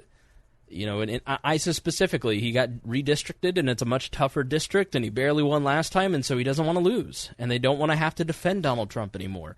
And so the House is going Democrat. Nancy Pelosi, I can't imagine she'll be Speaker again, because she's definitely senile. There's no doubt about it. Nancy Pelosi's losing it. And she's losing the center of power in her party. Excuse me. And Nancy Pelosi is going to be your speaker if they can't come to a new consensus candidate, and so, I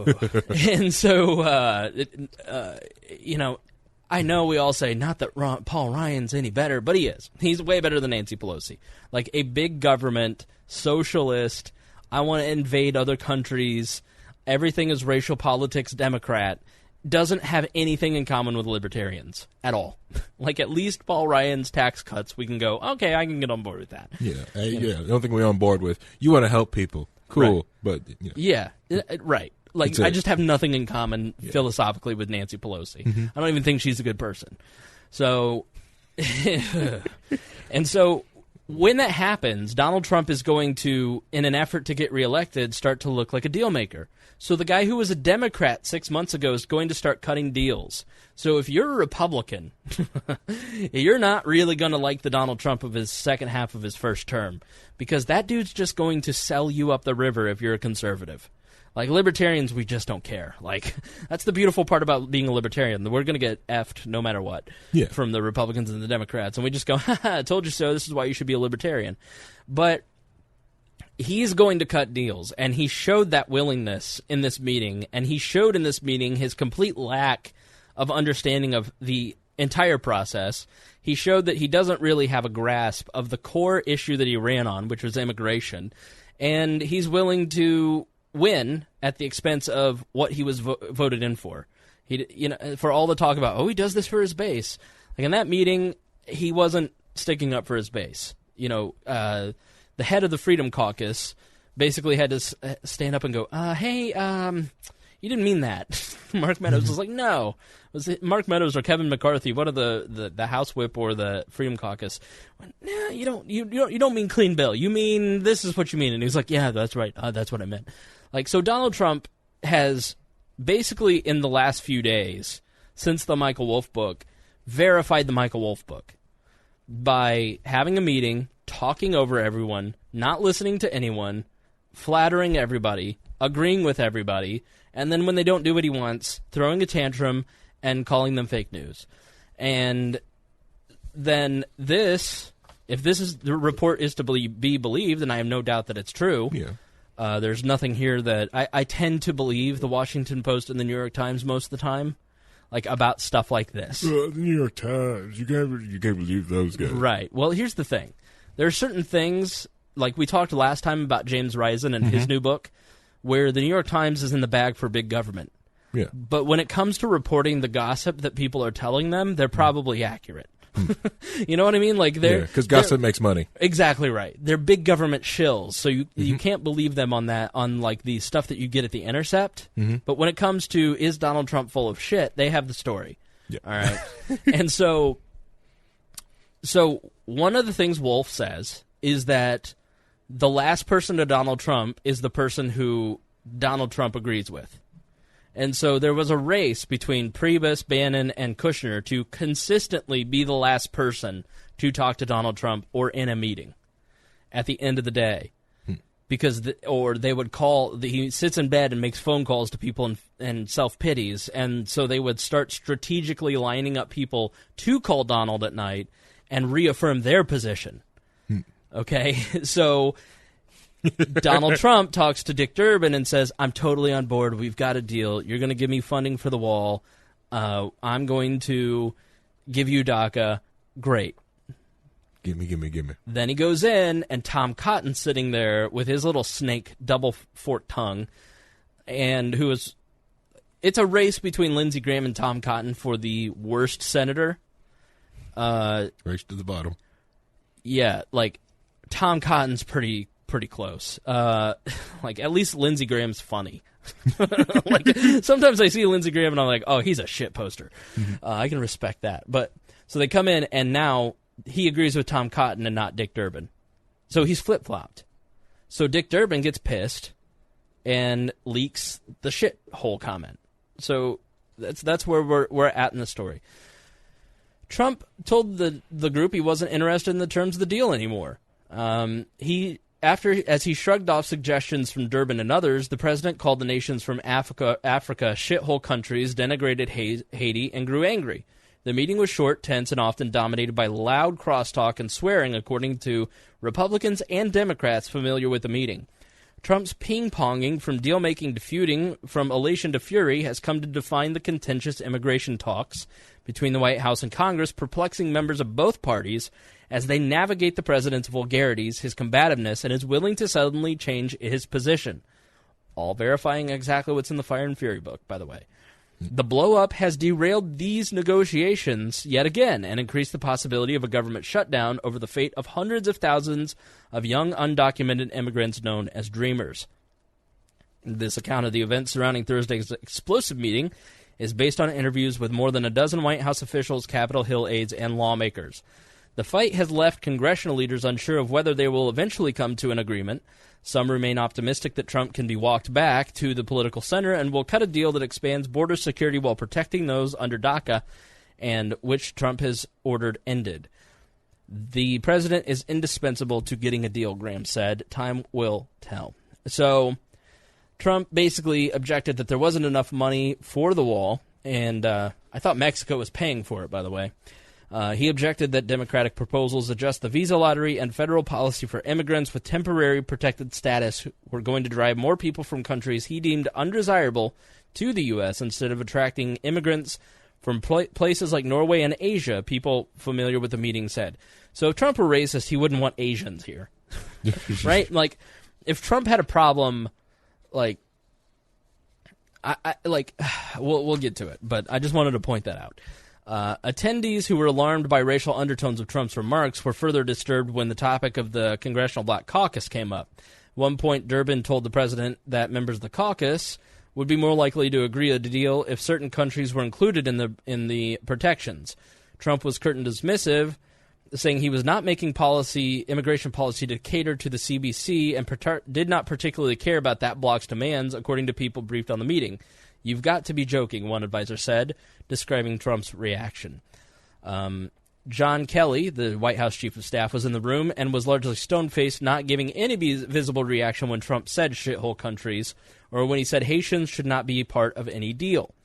At one point, Graham told Trump he should use different language to discuss immigration, people briefed on the meeting said. So Lindsey Graham said, "Mr. President, please stop. Please." Can't say that on television. Yeah, so he basically, Bob Goodlatte from Virginia, told Graham and Durbin that they needed to be more conservative. Durbin was not interested. Graham left, and he told associates that he was disturbed by what he heard in the Oval Office, according to people who spoke with him, and that it was evident the deal's antagonist had gotten to Trump. Graham and Durbin told allies that they were stunned that the other lawmakers were present and that Trump's tone seemed so different than it had been days or even hours before, according to people close to him. Graham declined to verify that. There had been hope initially. Trump told lawmakers during a partially televised session that he was flexible and he'll sign whatever the congressional people put in front of him. Now, Mr. President, you weren't elected to trust these people. You weren't elected to sign whatever these people, who are good people. All of them good. All of them are great people. I know all of them, which is what he said in the meeting. You weren't elected to sign whatever they put in front of you. You weren't elected to do whatever Tom Cotton tells you to do. Mm-hmm. You weren't elected to do what Lindsey Graham said to do. So I think there's going to be a real cost to Donald Trump if this is embarrassing for him. Like, this is exactly, we know who he is, and this is exactly who he is, but this is, him basically saying, and that's what the conservative talk show hosts were all upset about, like, this guy is going to do whatever they say. He'll sign whatever they want.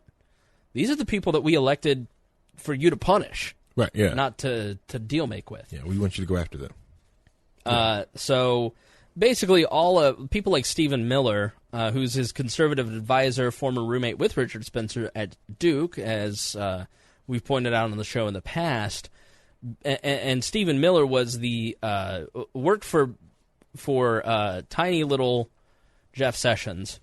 And Jeff Sessions was an Alabama senator who was very anti-immigration, like a closed border guy. And Stephen Miller was very instrumental in all those policies that Jeff Sessions basically preached about. And, the guy knows his stuff, and that's why he's still in the White House. He's still central to the immigration stuff. And he's definitely chirping in Trump's ear about all this. So basically, Stephen Miller finds out that he's cutting a deal with the liberals, and he calls Kevin McCarthy, the House Majority Leader, and he said Senator David Perdue and Tom Cotton were also invited to rush over, so they came over to fix him. And Mark, he's been talking to Mark Meadows, head of the Freedom Caucus, a lot. And in the late morning, Durbin and Graham arrived. Kelly, who had already been briefed on the deal, talked to Trump to tell him the proposal would probably not be good for his agenda. Now, Kelly is the former Secretary of Homeland Security, and he is a true believer on the immigration stuff. He believes what Trump and Stephen Miller believe on immigration, and he's the gatekeeper for Trump, and he's basically the one who really pushed Trump to rethink a lot of this, according to this article. And after the Thursday meeting, Trump began telling allies the proposal was a terrible deal for me, according to a friend he spoke with. And it wasn't a serious proposal. It's not viewed as a serious proposal because it did so little to address immigration issues that the president has been vocal about, Meadows said. If I had to put it in a 1 to 10 range, with 10 being the most conservative and 1 being the most liberal, I would give it a 2.5. So he wasn't particularly upset about the coverage of the meeting and his vulgarity after it was reported by the Post, calling friends and asking how they expected it to play, and everyone was saying it would help with his base, which I said too, and I agree with. I think it's part of the disconnect. It's you have the people like Dan Rather and these liberal media members shocked and horrified that Donald Trump would think Haiti is a shithole. Have you ever met a person that watches Duck Dynasty? Yeah. Or watches NASCAR? Or Left DC? That has to take a shower after work and not before? Because those are the people who agree, like, yeah, Haiti's a shithole. Right. I know. I mean, it is kind of a shithole country, and we'll explain why. Cool. But also in the same thing, yeah, but to someone like me, New York City is pretty kind of a shithole. Honestly. You know, New Jersey. The entire state of New Jersey. Hanging out with Nancy Pelosi is a shithole. Yeah. Right. Gary, okay? Right. Parts of Plainfield. Now, in the Fire and Fury book, Kushner and Ivanka Trump are liberal Republicans. Like, Jared Kushner was a Democrat until this. And Jared Kushner's role is really to, like, wrangle all the billionaires from New York City. And he's a very liberal person, and so he's really pushing Trump to be liked by people like Lindsey Graham and Dick Durbin. And then there's the Tom Cottons and the John Kellys of the world who are saying, nah, keep your focus on what you actually ran on. So I think this is a really I think there's a battle for the soul of the White House. I think now that Bannon and Priebus are gone, you've got Kushner really pushing a lot more of what Alex Jones would call the globalist agenda, what Hannity would call the leftist agenda. If you're a conservative, you are anti-Jared Kushner. He's not on your tribe, and you are pro-Tom Cotton. If you're more of a liberal person, then you are rooting for Dick Durbin and Lindsey Graham. And like I think the way it comes down for me in terms of the immigration stuff, like I think it's absolutely crazy that there would ever be a question that why would we want the DACA why would we want these people to go back? Correct. Like yeah. I saw a guy who was from Mexico. He's 39. He's been here for 30 years, but he was too old. He didn't make the DACA cutoff. He got shipped back to Mexico. His wife and 3 kids are still here. They're teenagers, you know, and so now he's back in Mexico in a place where he has no connection to that land, right. And he's a rational actor with no criminal record who is producing value to our economy. Like, why would we not want that person to stay here indefinitely? Exactly. Yeah. You know, the DACA kids, the so-called 800,000 DACA kids, produce billions of dollars of revenue in taxes and jobs and workforce revenue. Yep, and a lot of them are college educated. These aren't like a lot of them are college tomato-picking Mexicans. Yeah. Like, these DACA kids are kids who are Ivy League educated, and, you know... Because that was part of the program. You right. had to go to college. Right. And so you have the 200,000 El Salvadorans, I think it is, the Haitians, like... Isn't some of them also serving, too? Or some of them are serving in the active military right now. So I just don't see why we would want to ship back people who have great economic value. I get why you want to send back the MS-13. Yeah, why that you makes want? sense. Why you like? Here's the thing about MS-13 in El Salvador. It is absolutely on fire. Guatemala is on fire, and it's because you had these people who came here illegally, and they were arrested on minor drug charges, sent to prison. They weren't sent back to their countries during the Clinton administration, and they get thrown into the gang culture of the LA prisons, and so they have to form gangs to protect themselves. Thus, MS-13 was created. They get out of prison, they get shipped back to their countries. The gangs basically take over the countries. These formerly fairly peaceful agrarian societies now are turned into narco states, and they have become a thorn in the United States side. And it's all because of the American drug war on drugs. Right. And so it's like, when are we going to get it? Like, when are we going to look at our own policy and go, we should start doing some things differently around here? Like, we just don't. And the Republicans are so short-sighted. Well, we got to send all them back. It's like Jeff Sessions. You push for the change in Alabama to get rid of labor that was illegally, the undocumented workers, essentially. Yep. and your entire economy collapsed in 2010, I believe it was, because no one was picking tomatoes. They had to go and get parolees and have them like, hey, you got to pick these vegetables or you're going back to jail. They spent, I think it was like half a day up there. That I was like, I'll take jail. They I'd rather go to jail. Yeah, and Vice did a great piece on it. And you look it up. I forget what the title was, but Vice did a piece on it back in 2010, and they were like, we have no one to work the fields, and white people are too lazy because they just get welfare. Right. Yeah. Yeah. And you have the photos of like the fruit, not fruit, but like the vegetables just dying, rotting there in the field because you can't pick them, can't get them, you can't get them, and it's sad. And it was also like neat around that time. It was the flood of in other states of people like, when you started meeting all these like quote unquote people. Illegals, whatever, they're just humans, from Alabama. I've started meeting all these people from Alabama, and I was like, where are you guys all coming? Why are you guys all coming from Alabama? And I was like, oh, it's this. So I was like, what? It was crazy. But they were some of the hardest workers, especially when we put them in the warehouse, and like, let me get this straight. I can work, because I was working in like electronic recycling and had them do all this work. It's like, you tell me I get to work inside of a building that has a fan?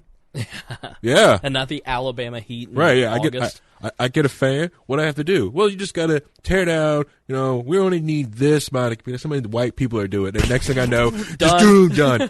Give me some next ones. It's like, what are they doing? Just blowing through. It's like, oh wow. They don't want to go back to their shithole countries, right? And listen, if you defend your country and say it's not a shithole, can we stop sending you government aid? The other thing is, like, if your country's large enough, you're going to have a shithole. Because there's just like, I think the only place that doesn't have one is Connecticut and Rhode Island because it's so small. The entire state of Massachusetts is a shithole. They actually have a hole. It's called the Big Dig. Okay, they have a literal hole, literally a hole in it. Bittner went there to try to plug it up. He'll try his best, but. So, as we said on previous episodes, you want this cheap labor coming in and working and then paying taxes. And that's why there needs to be a systematic set of visas for people coming in here to work. We don't want them to pay taxes. No one wants to pay taxes. I mean, if I have to pay taxes, they should They take taxes. You don't pay taxes. They take taxes. Right. They take that. Listen, if I got to pay it, they got to pay it. Yeah. All right? Oh, so you're like, if we all get robbed from, we all get robbed from? Yeah. Yeah, because maybe I'll get robbed a little less. I'll remember that next time someone asks for your wallet. Like, get his wallet too, but dude. Yeah, no, I like honestly. So, but I feel you on that. It doesn't mean that we have to give them voting rights. It doesn't mean that we have to give immigrants the ability to vote in our system. Why not? Because it is. Why should we? Why shouldn't we? Do you want here's the thing about the Norwegians that Donald Trump once added to our rolls. Yeah. These are people who love socialism. Yeah. I don't want them having... That's a very scary thought. I don't want them having voting rights. Man. I only want libertarians having voting rights, damn it. Okay? Or you want to go... How about we roll it back to maximum freedom land of 1776 and only white landowners can vote? How about that? I believe that... I'm not fully open borders, but I think closed borders is idiotic. It's bad economics. People go where freedom is, and you don't want to limit migration for economic opportunities. And if people spend a certain period of time and contribute to the society, then yes, they should be allowed to have voting rights. But coming here and getting voting rights within a year and then going on welfare, I'm not for that. Like, I don't believe in paying for more people who don't work. You know what I mean? So, and I get that. And the other thing is, I also see the need of like, well, if you're here, you're paying into the system, then you should also. I think if you're here inside the quote unquote border of the United States, every right afforded to anyone inside, these rights of the Constitution, you should be able to. You should have every right as such. You have the right to freedom of speech, arm yourself. All those, you get all these. Here you go. And it's not that the government's give it to you. It's just more of the government recognizes you have this as a human being. Sure. I'm I'm fairly, and I say this tongue-in-cheek, I generally think that you have to write the full name of the person that you should vote for, that you want to vote for, and if you misspell, your vote doesn't count. I'm for that, and and you have to put the party, not the party, but the office that they're running for. Right. I don't believe in pure democracy. I believe in representative government. I believe that as many people should have the right to vote as possible, but you have to be a good citizen to vote. I think there are a lot of really shitty citizens who go and vote on all sides, including in the libertarian movement, and who don't know who they're voting for. We've all cast that ballot for that judge that we didn't know, and we don't take voting seriously. So adding to the voting rolls of people who don't understand our values as Americans fully, then I don't believe that they should have the right to vote and full citizenship. Okay. Now, after a period of time, and they have shown the ability to understand what American exceptionalism is, then, yes, join the club. Let's table that conversation next election. It'd be a great thing to talk on election night. Yeah. This would be awesome. I'll table that. So this is awesome. So let's go to the shit. But the other thing I want to say is I also think the need for many people to come into the United States, because that's the only thing that will sure up the Ponzi scheme of Social Security is more people. Sure. It's a Ponzi scheme. Awesome. We need more people. That's what I'm saying. Work visas for these people who want to come here and want to work and want to raise their family. Yeah. Good. Why are we sending this guy from Mexico who's 39 and has spent his entire adult life giving to our society?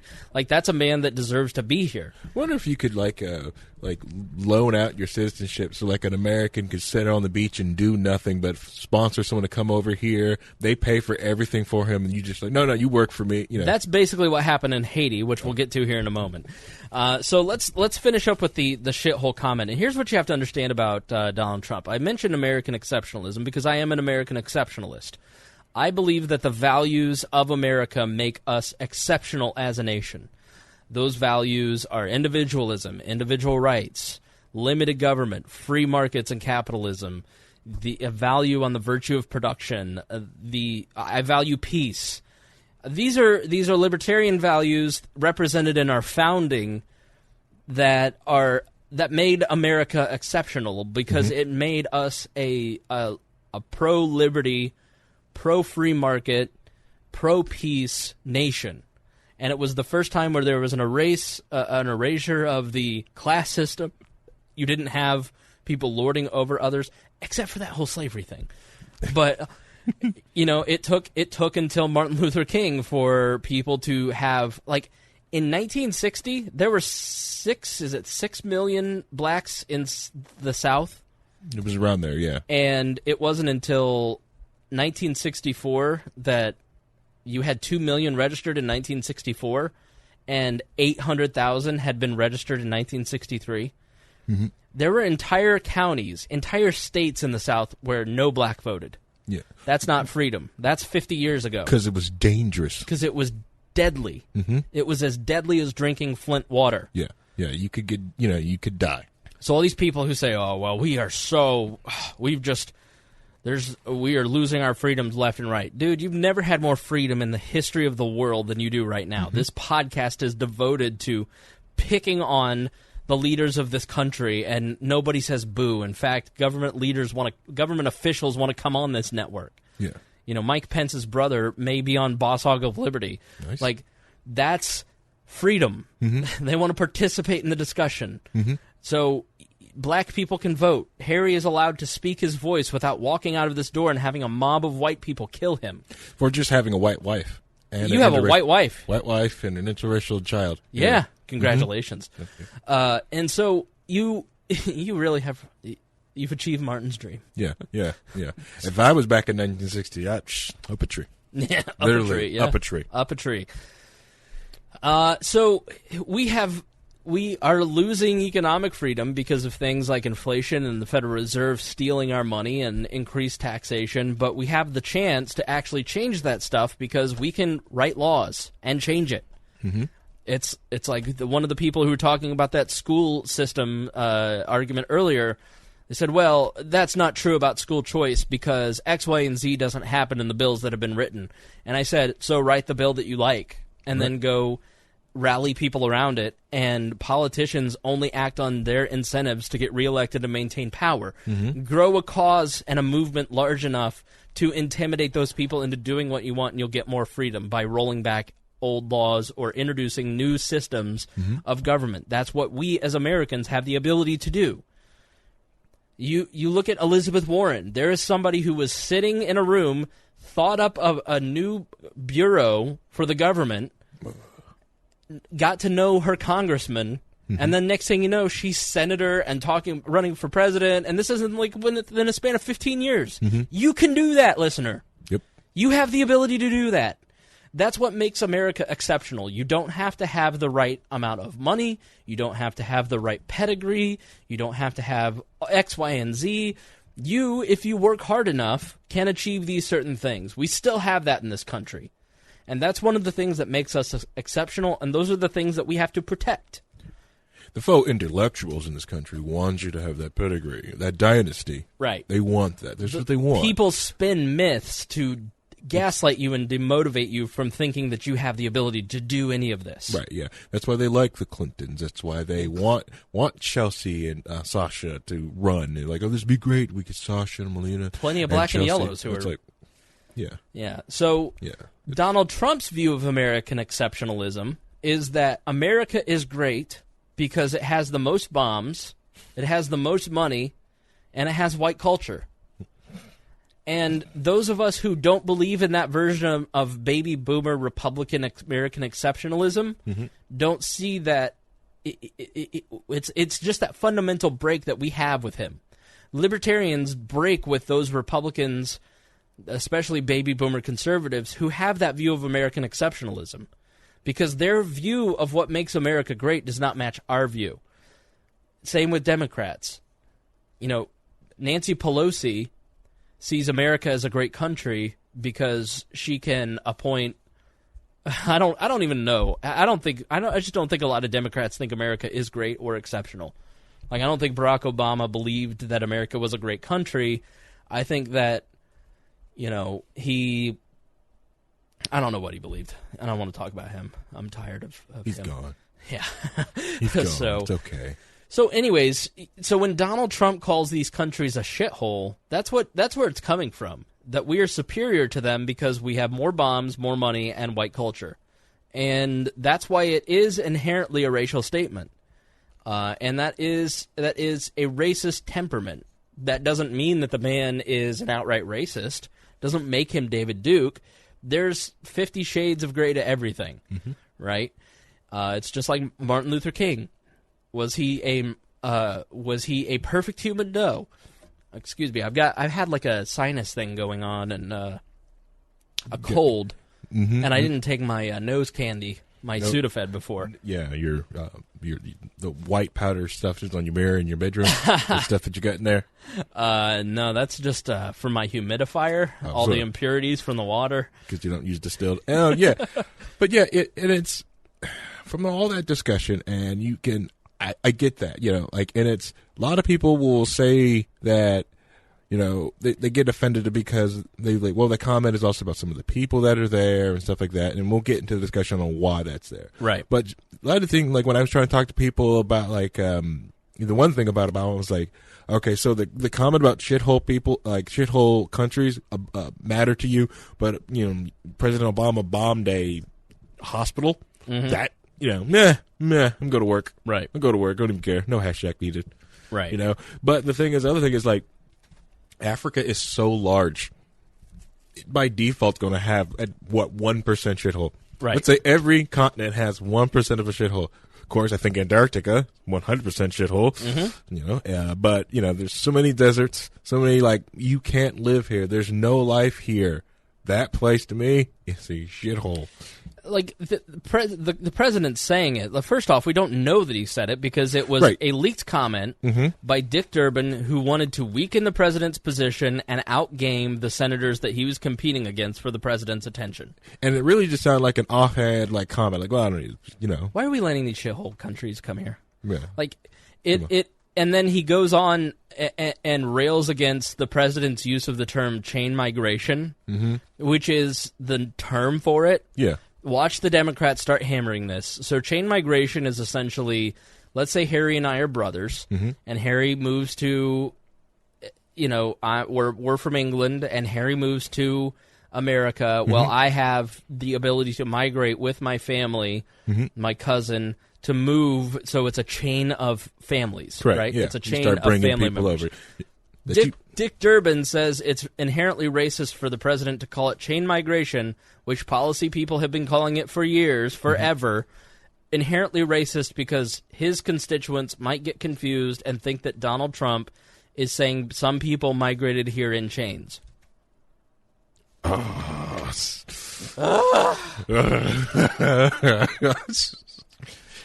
This is a senator. This is a man who is supposed to be intelligent. It's current year. We'll take anything. We'll take any smack. Because they're tired of the winning, so they just got to take any swing. They're just taking swings. Like this election season is going to get. It's going to get crazy. Yeah. The attacks are going to get It's going to be one hell of a year. It's going to be one hell of a year. I am anticipating it. It should be. I want it to. I know the Democrats are going to try to bring their A game, but I'm doubtful. Yeah. And I know the Republicans they usually bring their A game on the on these like off presidential election years. What do they call it? I can't remember the name of it. But midterms. But I don't even think they're bringing their A. I think they're like, now we're going to sit at home for this one. We're going to sit this one off. So this one, this year's these 2 years it's a waste of money. So as I've said, I work in major media. I work for a major radio show that is across the nation, and a show that's a comedy show that was greatly affected by Janet Jackson, and a lot of their bits were canceled out because of Janet Jackson. And then imagine my surprise when every media outlet on the planet starts pinging me with a notification that says shithole, shithole, shithole. Well, what about the 10-year-old kid who has CNN on his iPad because he's a little nerd like me and is just seeing shithole pop up? It undermines every parent that tells their kid don't say shit. Right. Because Jim Acosta says it, why can't I? It blows my mind the depths to which the media will sink to try and undermine Donald Trump. They will, President Obama called in an interview during his presidency, he called Benjamin Netanyahu chicken shit. Directly relatable to what Donald Trump did. And that was on the record in an interview. Mm-hmm. That wasn't a secondhand comment. And everybody was just outraged at Donald Trump, but nobody said anything about Barack Obama. I mean... It's different. It's different. It's different. It really isn't. Yeah, it's not. Yeah, none of it's not. And, and it's... No, go ahead. Bring it up. I'm just waiting for us to get into the why Haiti is the way it is, because it's Haiti is a great story, especially with Black History Month coming up. Yeah. Well, we will. Let me play this, because I just find the outrage over Donald Trump, his comments, confusing, because we know this is Donald Trump. We know who he is, and it doesn't give you license to just say shit. CNN was worse than 2016 We Are Libertarians. It was dank, fam. This is Cory Booker. This is a male senator yelling at the Homeland Security Secretary Kirstjen Nielsen. This is a male senator, a Democrat, berating a female. Listen to the outrage, the passion in Cory Booker's voice. Adult language festers. When ignorance and bigotry is allied with power, it is a dangerous force in our country.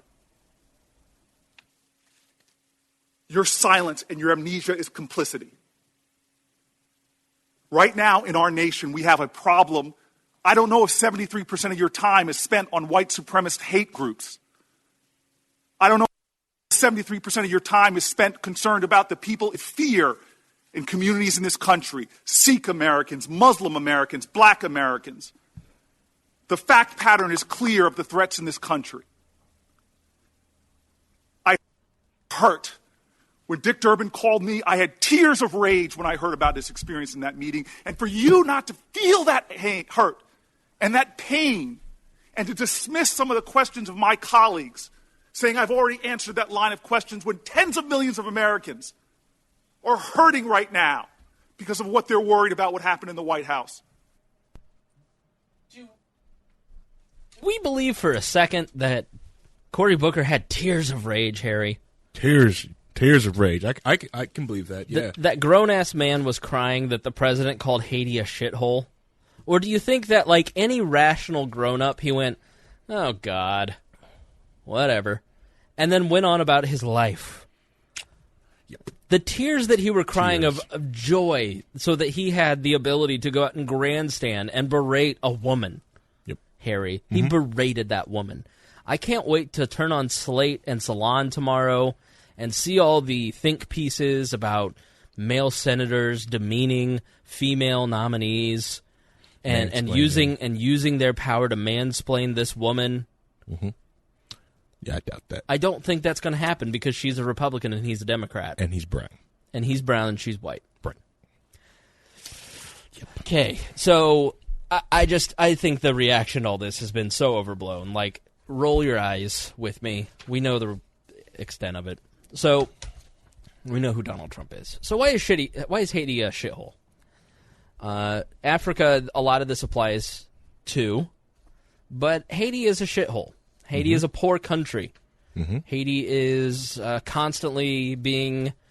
there was a UN shooting because they're trying to keep the peace in Haiti right now. Mm-hmm. Haiti's not recovered from the whatever. And make no mistake, like Donald Trump's saying that, why do we want these people from shithole countries? The people who are saying, oh, he said it about the countries, not the people. Give me a fucking break. Like, you don't believe that. You aren't that stupid. You aren't that logically unable to see that Donald Trump is saying people from Haiti are inferior. Yeah. Like, is it because they're black? I'm not going to put that thought in his head, but he clearly is saying these people are inferior. Mm-hmm. Well, why is their country inferior? So this comes from Ohio State University, osu.edu. I will put this in the show notes. And it is called A Pact with the Devil, the United States and the Fate of Modern Haiti. Now, Haiti and the Dominican Republic share an island, and it was an early important place for France. At first it wasn't, but then it was. It was the Spanish discovered it and colonized it. And then the pirates kind of took it over. Sold the beef back to England. Right. And then the French came and took it over and took over the island, and the French, the Louisiana Purchase was a direct result of some of the slave trade in Haiti. So we pick it up in 1826, and we're going to post a great video by John Green. And Market, there's a lot of stuff that was going on in that time, too. Yeah, and there's a great video. We're not going to cover it here, but the Haitian Revolution was the direct result of us getting the Louisiana Purchase, and Haiti was the first nation in this hemisphere to declare slavery legal. The first black-led nation here in this hemisphere. I mean, the Haitian Revolution was really important to America's future. We just don't have time to cover it, so that we're going to put that great YouTube video up at WAL Politics and then also in the show notes. So check that out. It's really, really good. But we pick it up in 1826. Southern antagonism towards Haiti erupted on the floors of Congress when John Quincy Adams proposed that we should participate in a conference of independent American nations at which Haiti might also be represented.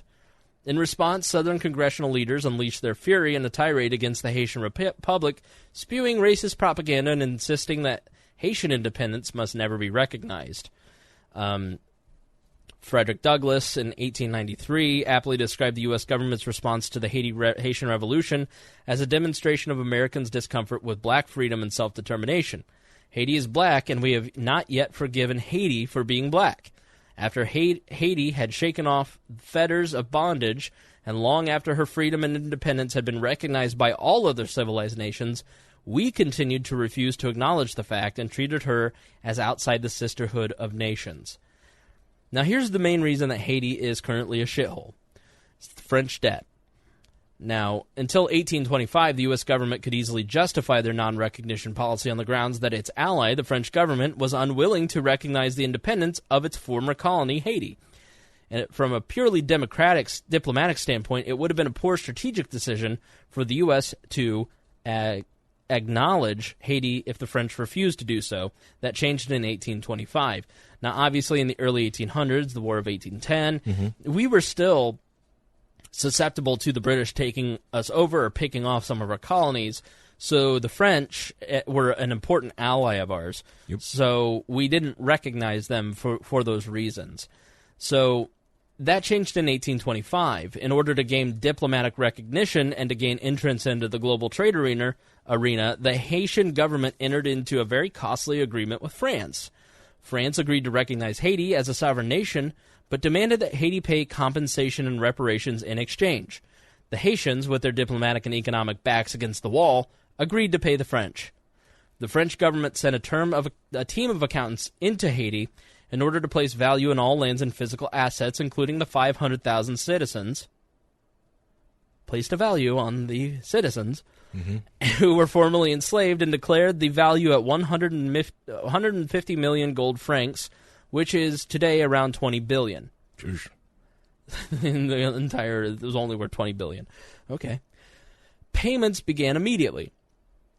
And although Haiti was finally able to officially buy its economic freedom and diplomatic recognition, the debt of 150 million francs was a massive burden from which the Haitians have never recovered. Although the official debt was later reduced, France forced Haiti to pay an annual fee for its national sovereignty for nearly 100 years. From 1825 to 1922, for almost a century, they paid the penury. And by 1915, Haiti still owed France 121 million francs, and much of their resources went to paying off its debt. For instance, 51% of Haiti's revenues from coffee went to service the debt. 47% went to pay internal debts associated with building the nation's infrastructure, and only 2% of its national income was able to pay for the rest. The reality of suffocating debt, then, by more than any other factor, explains why Haiti will eventually become known as the poorest country. And paying the French did not always help diplomatically either. The U.S., for example, continued its policy of non-acceptance of the fledgling republic. Due in part to its diplomatic isolation, debt, and economic struggles, Haiti entered into a troublesome era. Beginning in 1843, there was a series of military coups, and that continued on. The shift from president to emperor was not only a change in its name, blah, blah, blah. Let's see. Finally, the Civil War broke out. Abraham Lincoln enacted the law recognizing Haiti and appointed the first commissioner. But still, Haiti was not recognized and respected by the United States. While the first 100 years or so of Haitian history was marred by political isolation and economic embargoes that devastated the nation, in many respects, the next 100 years would be the exact opposite. Rather than being ignored and excluded, Haiti became the subject of conquest, occupation, and control by Western nations, particularly the U.S. Haiti's political victory in 1862 proved to be hollow at best. It exposed Haiti to the possibility of foreign intervention and eventually resulted in occupation. Between 1862 and 1950, Haiti experienced tremendous internal turmoil. Dozens of military coups and horrific violence and political instability kept going on. In many ways, it's the story of all countries, right? So, essentially, Germany moves into France, and the class system in Haiti was essentially you had the French elites, and then you had the offspring of the Haitians and the French elites, the people of color class. Then you had white settlers and merchants, and then you had slaves. Yep. And then that class system kind of endured. And eventually Germans move in the late 1800s, and they represent a very small but very economically power at the center of the nation of Haiti. Well, as you know, in World War I, we opposed the Germans. Right. And Germany in the empire started to use Haiti as a base if they needed to attack the United States. And so Woodrow Wilson and Americans became exceedingly paranoid about the Germans in Haiti. And so as a result, in 1914, following more political conflict among Haitian leadership, the U.S. President Wilson sent American troops to invade Haiti and commence what became a devastating and brutal military occupation. The U.S. occupied and ruled Haiti by force from 1915 to 1934, often using violence to suppress Haitians. In one skirmish alone, the U.S. military killed over 200,000 Haitian protesters. For 19 years, the U.S. controlled customs in Haiti, collected taxes, and ran many governmental institutions. We consolidated the debt with France. We paid it off, but they basically exchanged one creditor for another, and we officially withdrew in 1934, but we had fiscal control over the country till 1947, and then they paid off their debt to us. But to do so, to gain their independence from us in the 1940s, they had to drain their gold reserves, leaving them completely bereft of all of their resources. And it was 1940? 1947. What was going on in 1947 in the United States at that time? Right. The war. So, as often happens in the wake of an occupation, a dictatorial regime pops up, and that's where you get Papa Doc Duvalier. And the most devastating impact of our interference there was the ongoing support of the Duvalier regime, which ruled Haiti from 57 to 86. Papa Doc died, and then Baby Doc took over. Fearful that Haiti would fall to communism, we continued to prop up the Duvalier government. During that 30-year period, Haitians were forced to live under the dictators Papa and Baby Doc.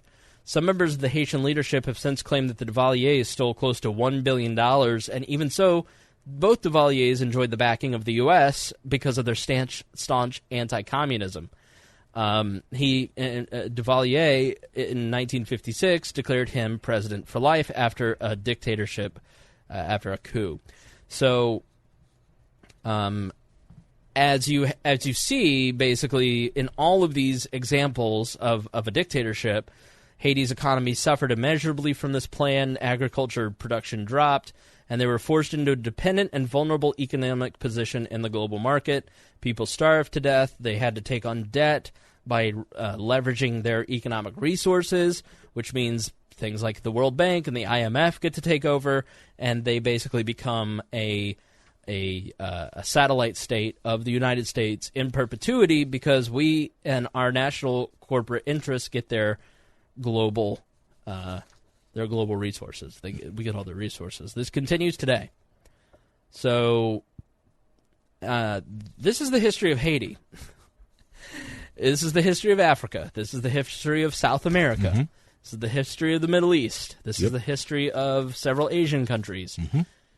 The West. Certain Eastern, the Russian state blocks, the Ukraine, and Poland. People wondering why is Poland the way they are? Because, they didn't get as screwed as everyone else. They just kind of watched everyone else. It's like, you know what? We got our country back. F everyone else but Poland. Right. So you have a country that basically through the 17 and 1800s was a colonial interest. There's a revolution. We continue to destabilize until the current day and prop up dictators who rob the country blind. Yep. And we continue to transfer. We give them aid.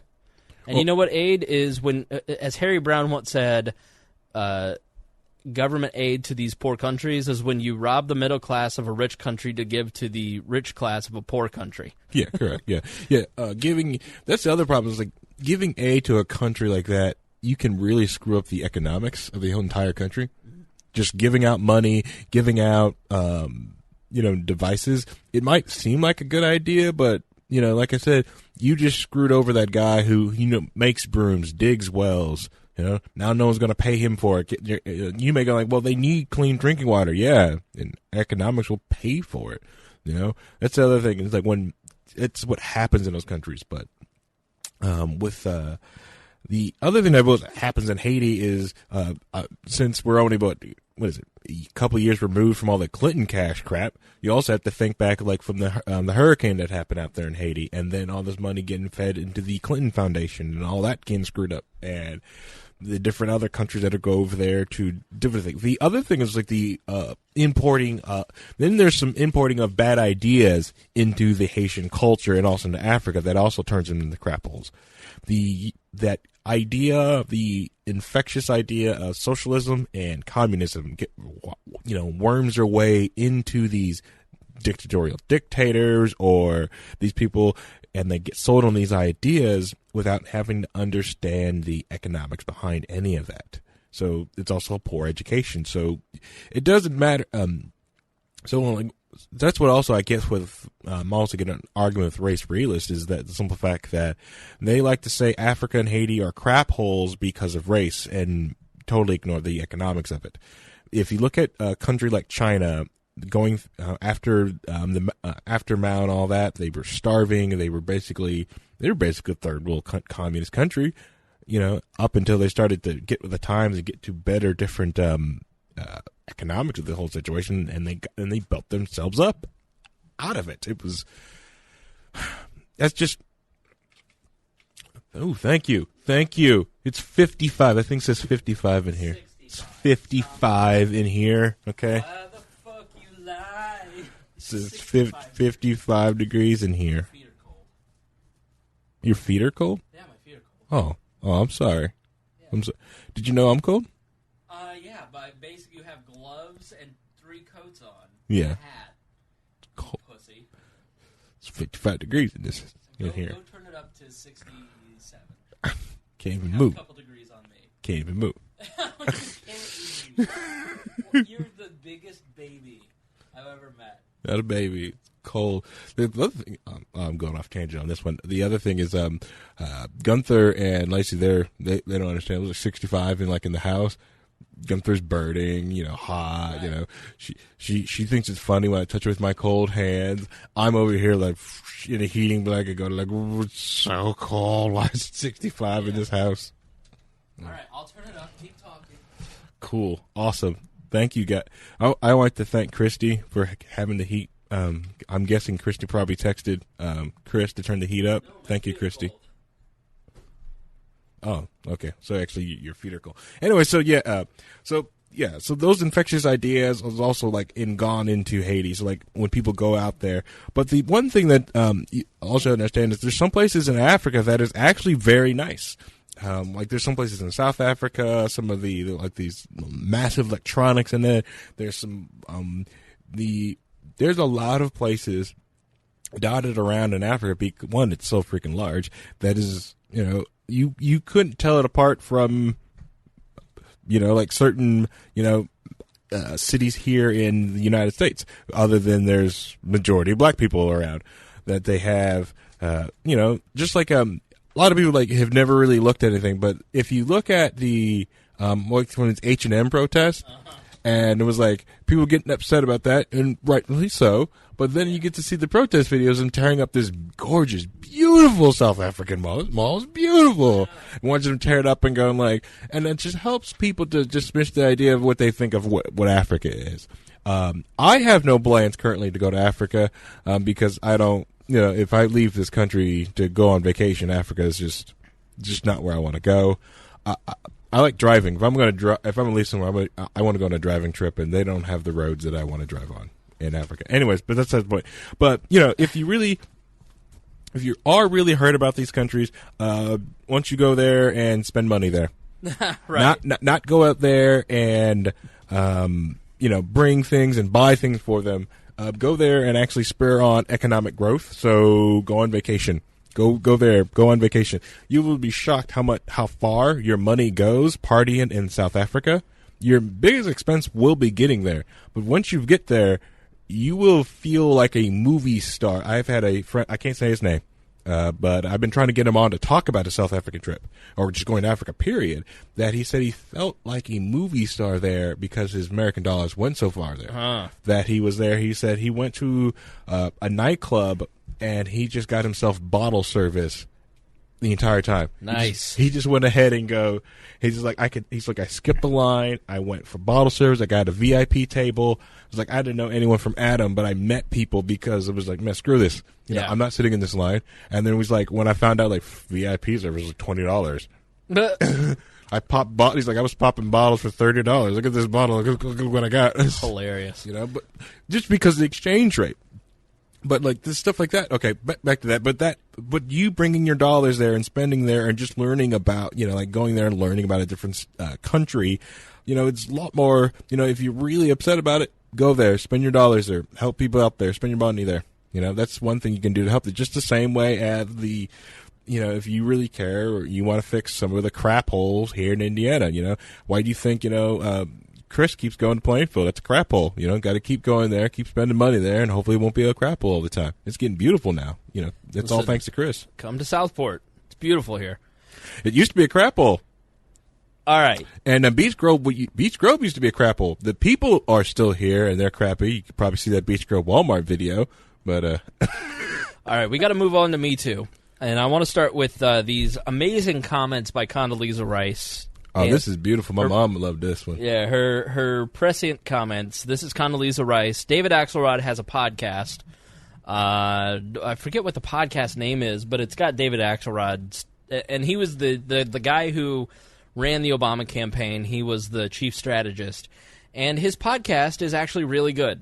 And I recommend it. I think you would enjoy it. And I think that you would find a lot of it thoughtful and stimulating, and it's not liberal. I mean, it's statist propaganda, but you'd like it.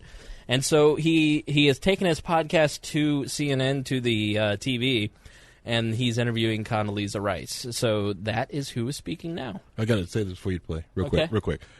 Logan just in the chat just said, I got a boat ride at sunset, dinner and drinks for $20 in the Dominican Republic. Nice. Wow. Unfortunately, he also got diarrhea with that deal. I doubt that, but like that Logan guy, you know, that. So that's probably like that guy's like top tier thing. So he's helping out the, you know, the economics of the situation. Like, well, just vacation. Yeah, but that guy, you know, you build up this guy and he's going to go like, he's got to go like get his boat fixed, get other things fixed. He's got to buy supplies. Things got to get supplied there. And, you know, that's what happens. So here we go. This is Condoleezza Rice talking to David Axelrod. You have worked in the most exclusive male corridors of power almost your entire adult life. I mean, for crying out loud, you were the first woman admitted to Augusta, right? The most exalted male preserve. Have you been exposed to harassment over the years?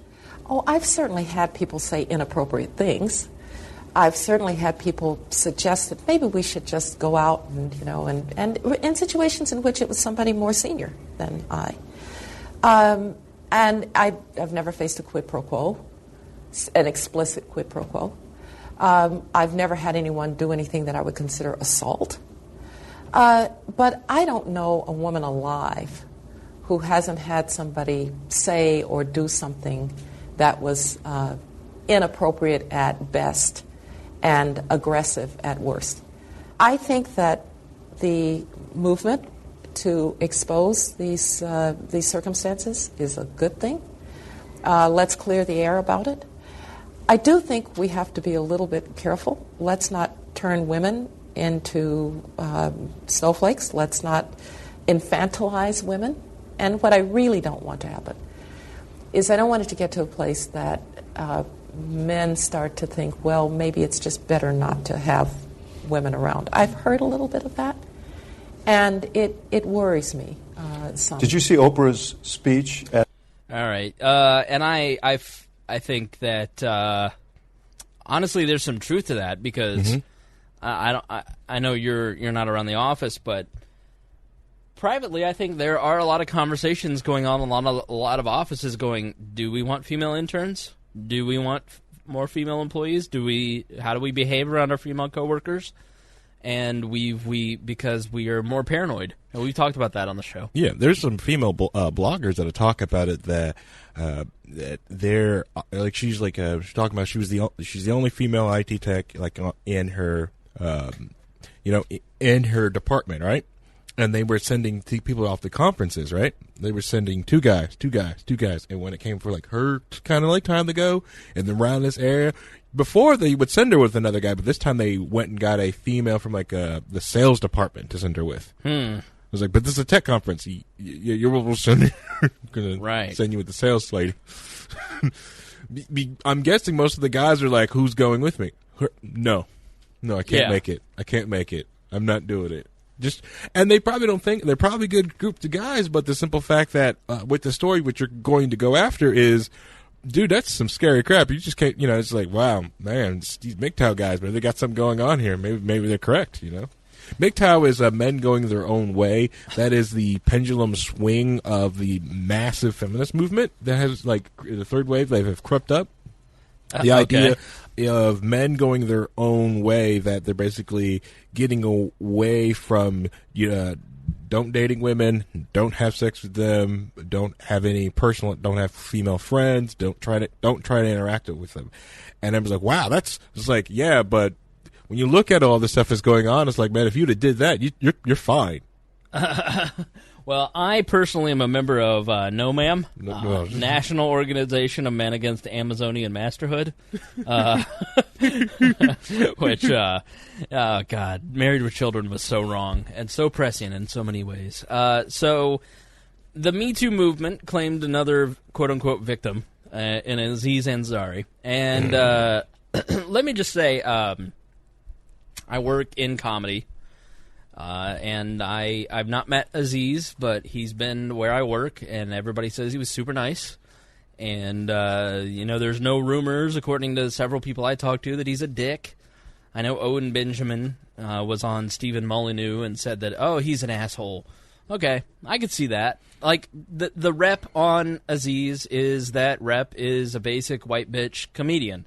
And by that I mean, like, in the canon of white girl TV shows, of basic white girl TV shows, there's like Gilmore Girls #1, and #2 is Parks and Rec, and #3 is The Office, like, and #4 is Sex and the City. Like, they've all seen, like, do you watch Parks and Rec? It's like my favorite show. I love. Oh, treat yourself. Like, that is basic white girl Bible stuff. And so Aziz Ansari caters to that. He's very smart. He's like, all right, listen, I've got an in with a certain group of people who will buy my material, so I'll craft stuff to them. Right. Yeah, just like Owen Benjamin does that stuff too. Right. Owen Benjamin's now catering to the alt-right crowd. No, he does not cater to the alt-right. Okay, how would you categorize it? I say, to me, like, I've listened to some of his stuff, to me, just like he just tries to turn, he tries to... Let's say new right. I'm not even going to say that. I'm just saying just people on the right. Just people on the right. It's more right. But he hangs out in, like, the upper part of New York. I don't know. Doxing him now. Listen. He hangs out in basically out in the woods, okay?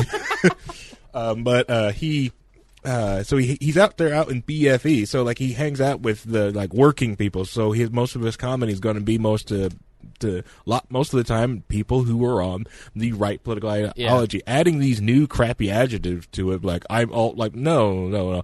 See, to me, because alt right is so lefty. That's lefty, edgy right. I'll say edgy right. Listen, Owen Benjamin's a great dude. I met him a couple times. 6'7". He's huge. Yeah, he's so tall, and I met him a couple times at work. He's a really nice guy. Love him. Yeah, but like even like with Doug Stanhope, he doesn't really pander to libertarians. He's just out there. He is libertarian. He is. Yeah, he doesn't pander to us. That's a good point. But so I hate when there's this thing that they go, listen. Aziz Ansari, hate the guy, hate him, not a fan, not funny, but this thing here, like, I don't know why commentators, especially, like, conservative-leaning or libertarian-leaning, listen, the guy's an asshole, hate the guy, not a fan, but gotta defend him. Like, there's that... Like, just to show you, like, well, it's that virtual signal of look who I'm defending. Listen, Nah, not a fan. Not a good guy. You know, like, okay, we get it. You don't have to, like, and I even found myself, like, listen, don't agree with what he did here, but gotta say, like, you don't have to say anything. Like, you don't have, like, if I'm not a fan of his comedy. I don't think he's funny. I don't think Parks and Rec is funny. I never have. Love The Office. Just felt like Parks and Rec was a miss overall. Same with 30 Rock. Friends, hated it. Basically, I have nothing to talk about. You don't like Friends? Don't. Not at all. You don't like... What about Gilmore Girls? Like Gilmore Girls. Yeah, that's a good show. Yeah, it's a good show. That's a good show. So yeah, I don't hate Aziz Ansari. I just don't find him funny, and I don't get his shtick. And, like, when I think he wears a Time's Up thing on his lapel, like, I think he probably believes that. Like, I just don't believe... Everybody's so quick to just go, he's just wearing that to do this and do this thing to be dishonest and blah. I just think we are just so quick in this society for whatever reason just to see everybody as an opportunist. Well, so you would think that, but then you've got, like, this backlog of other crap, like a lot of, like, there's...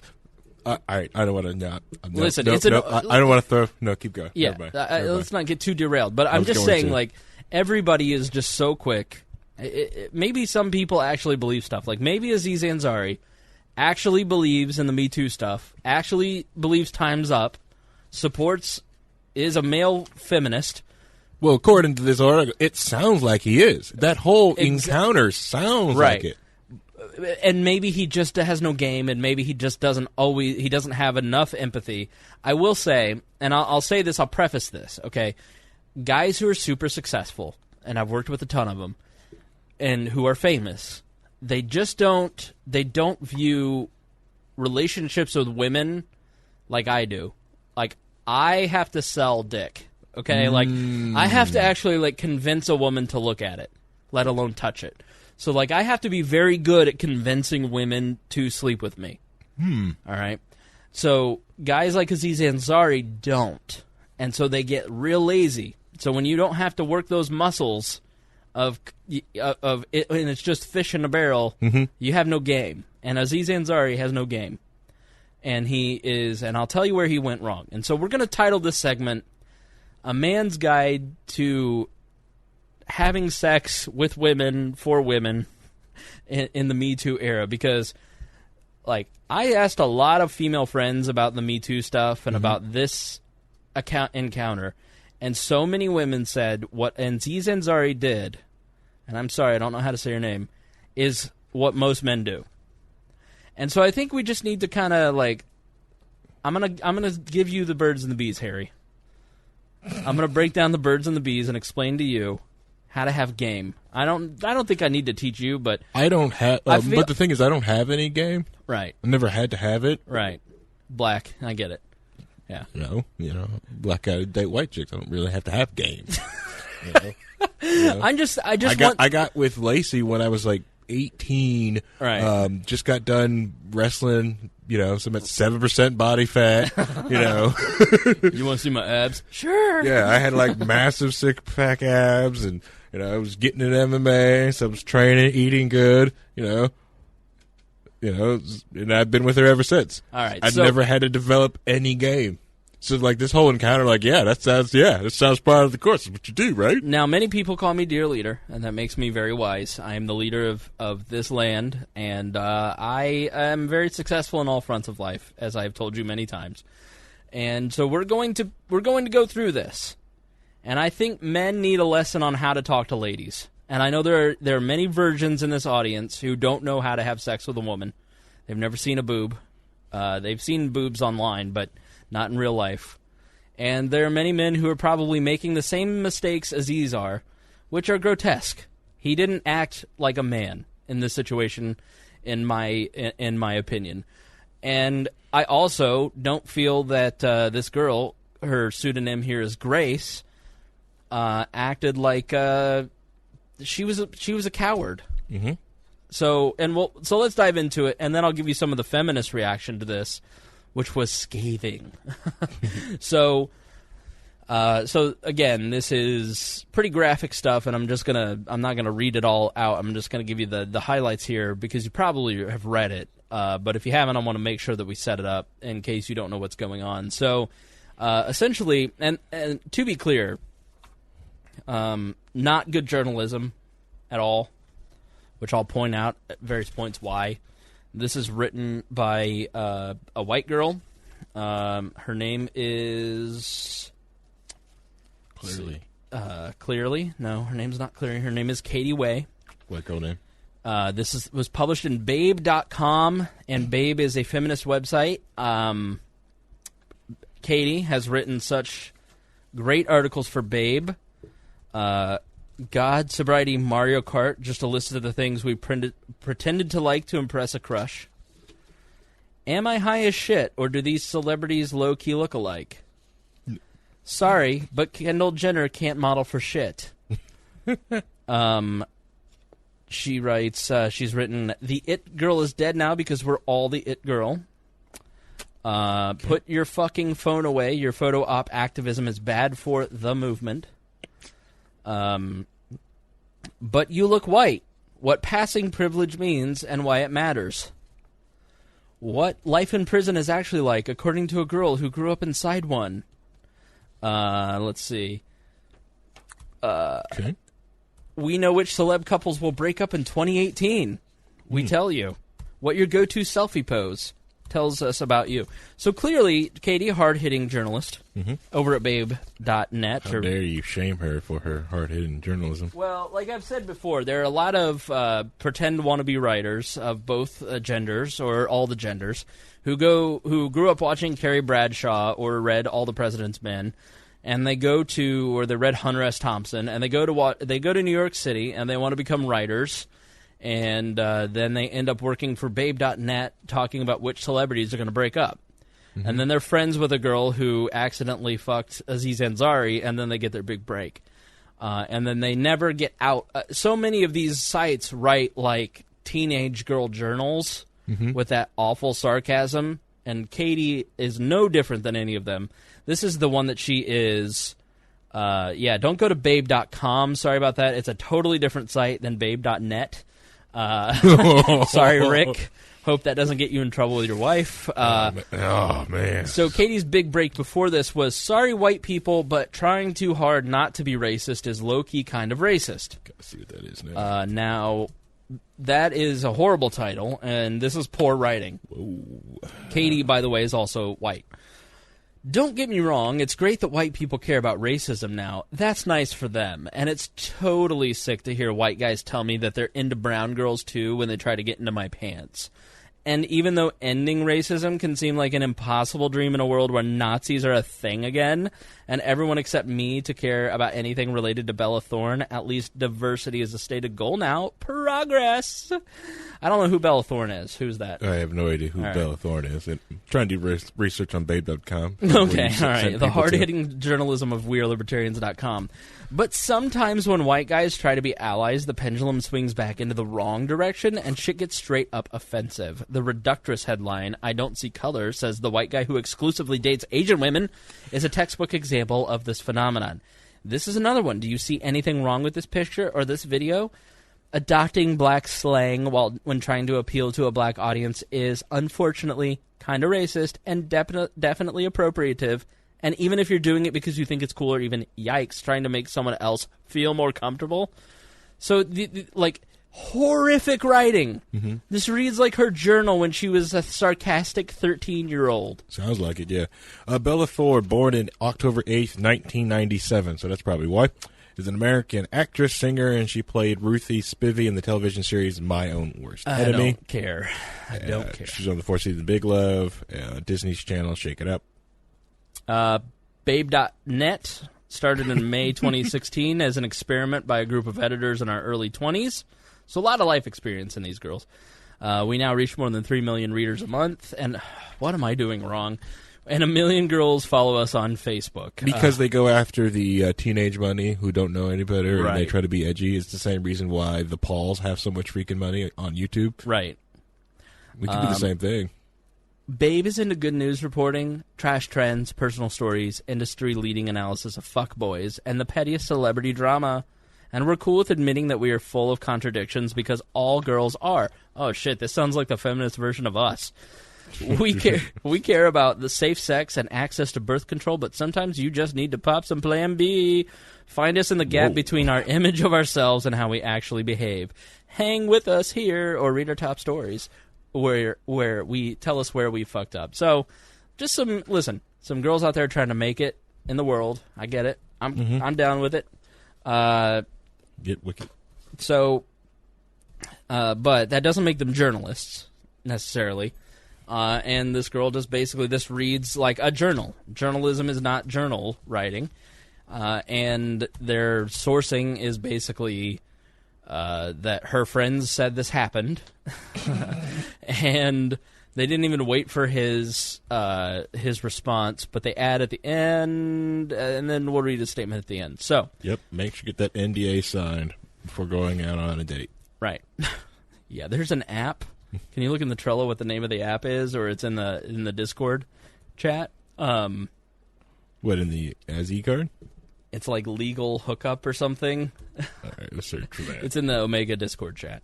Okay, so this girl, Grace, she sees at a party Aziz Ansari taking pictures in 2017 at the Emmy After Awards party with a film camera. And as you know, as a 22-year-old girl, she was into film as well. And so they flirted a little. He took 2 pictures of her, and then they would kind of like flirt with each other, talk to each other. And she was there with another guy, and but at the end of the night, at Ansari's suggestion, she put her number in his phone. So when she landed back in New York the next day, she already had a message from him, and they kept texting before he asked her to go out on a date. Date didn't go as planned. The night would end with Grace in an Uber home in tears, messaging her friends about how he behaved. So they start flirting, and she basically spoke up because he wore a Time's Up pin on the red carpet, and she decided to go public with her story because she felt that he was being hypocritical. Nothing pisses off people more than when they feel you've scorned them and they see you as a hypocrite. So she talked about the date, wore a cocktail chic dress. The photo of the two of them, she's a beautiful woman, it looks like. They covered her face, but everything else looked beautiful. They exchanged small talk, drank wine. They went out on a dress. She wore an appropriate dress, cocktail chic. She settled on a tank top dress and jeans. After arriving at his apartment, basically the implication there is she didn't dress like she wanted it, is what they're kind of saying there. After arriving at his apartment in Manhattan, they exchanged small talk and drank wine. It was white. I didn't even get to choose. I prefer red, but it was white wine. And Ansari walked over to Grand Banks, an oyster bar on the Hudson. So what were they eating? Oysters. And she wanted red wine? Well, she met him at his apartment, and he had some white wine out, but she wanted red wine. And so she's upset that, like... How old is she? 12? She's 22 at this point, and he's 34, 35. He's my age. And so, like, it's just sort of a weird thing to bitch that, like, I prefer red wine, but he gave me white at his apartment where he was... Clearly, he likes white. Right. Let me Uber over some red wine, honey. So, okay. So... They discussed NYU comedy, a new secret project he was working, but she did most of the talking. She says she sensed he was eager to leave. When the waiter came, he quickly asked for the check, said, "Let's get out of here, let's get off this boat." The abruptness surprised her. She still had wine in her and more left in the bottle after he ordered. Rick points out what she prefers is free wine. Who doesn't in their early 20s? Right. I'm not against this girl. I feel she feels like this was a traumatic thing, so I think I'm coming across like I'm making fun of her, and I don't intend for that to be the situation, because clearly it's a brave thing that she's doing by speaking out against this, and I feel bad that like she's kind of being excoriated, but we'll discuss it after we kind of break it all down. So, like, he got the check and then was bada boom, bada bing, we're out of here. Then he walked 2 blocks back to the apartment building to an exclusive address where Taylor Swift has a place. And when they walked back in, she complimented his marble countertops. According to Grace, Ansari turned the compliment into an invitation. He said something along the lines of, "How about you hop up and take a seat?" Within moments, he was kissing her. In a second, his hand was on my breast. Then he was undressing her and undressed himself, and she remembers feeling uncomfortable at how quickly things escalated. Now, yeah. Dude, okay. This is the first date ever? First, they've met each other. They've spent an hour together. I'm talking about her first date, like, ever. Oh, no. Are you saying this is standard operating procedure? Listen. I need to teach you the birds and the bees, too. Guys, you've known the woman an hour? Like, first of all, let me clarify, like, I don't think that sex outside of a relationship is even good. All right? I think it's a waste of time. Like, if you are worried that you are a virgin and you're listening to us and you're out there in the middle of nowhere and you're, like, 20 and you're like, I got to get rid of this virginity, like, just wait. It's not worth it, okay? It's like, this entire encounter is why. If you like, get to know somebody and treat sex like the serious situation that it is, because it is a chemical bonding of 2 people, and you should have trust with the person that you're having sex with. If you wouldn't want the woman to be the mother of your child, you shouldn't have sex with her. And how can you know that this woman would be a good mother if you've only spent 35 minutes with her at this point? Because there's serious consequences to sex, and neither of these 2 people, especially him, by pushing the envelope, has a respect for the actual cost of what sex is. So it's like, I think our society is just so, like, we've moved from sex is something you have in marriage to sex is something that you have in a committed relationship to now sex should be had at any time, and that is the ultimate goal. And that has and men especially, like, the implication is that men are just, all they want is sex. That's the ultimate goal. And I think he really betrays that. Like, his whole intention, like, I'll take her to dinner and then I'll just take her back to my place and we'll hook up. He's been trained that way because that's what happens to him all the time. I don't know him specifically, but I can tell you based on the pattern of the famous successful men that I have seen that are in his age bracket, that's how they behave. If it's easy for them to have sex every night, they will, for the most part. So it's not surprising that he's aggressive and just doesn't think about it. He's like, well, she's talking to me and going out with me. She wants to fuck, because that's what he's used to. Mm-hmm. And is that right? I mean, it's his choice. It's what he's comfortable with. It's what works for him. And it's up to the woman to say, no, I'm not comfortable with this. And I don't feel that she did that throughout this, and you'll kind of see this next. But if you're going to try and if you're not worth $18 million and you're not on hit TV shows and extremely famous, this is not the right way to make love to a woman. Right, Harry? Yeah. For you. For you. Okay. All right. Yeah, that makes sense. But like, to me, that just, like, that does kind of sound like, it sounds like a Wednesday night. Right, for him. I'm saying, like... No, I'm talking about for me. I'm like, Aziz, dude, take her, get her another glass of red wine, watch some TV for a half an hour, treat her like a person. Take her to Burger King, okay? Okay. Let her king size it, okay? Okay, treat her special. Mm-hmm. Let her have it her way. Right. So you can have it your way, is what exactly. You're saying. Yeah, okay. Yeah. Then you bring her home, you open the door for her, just because she's got to go over, open your side of the car because your door's broken.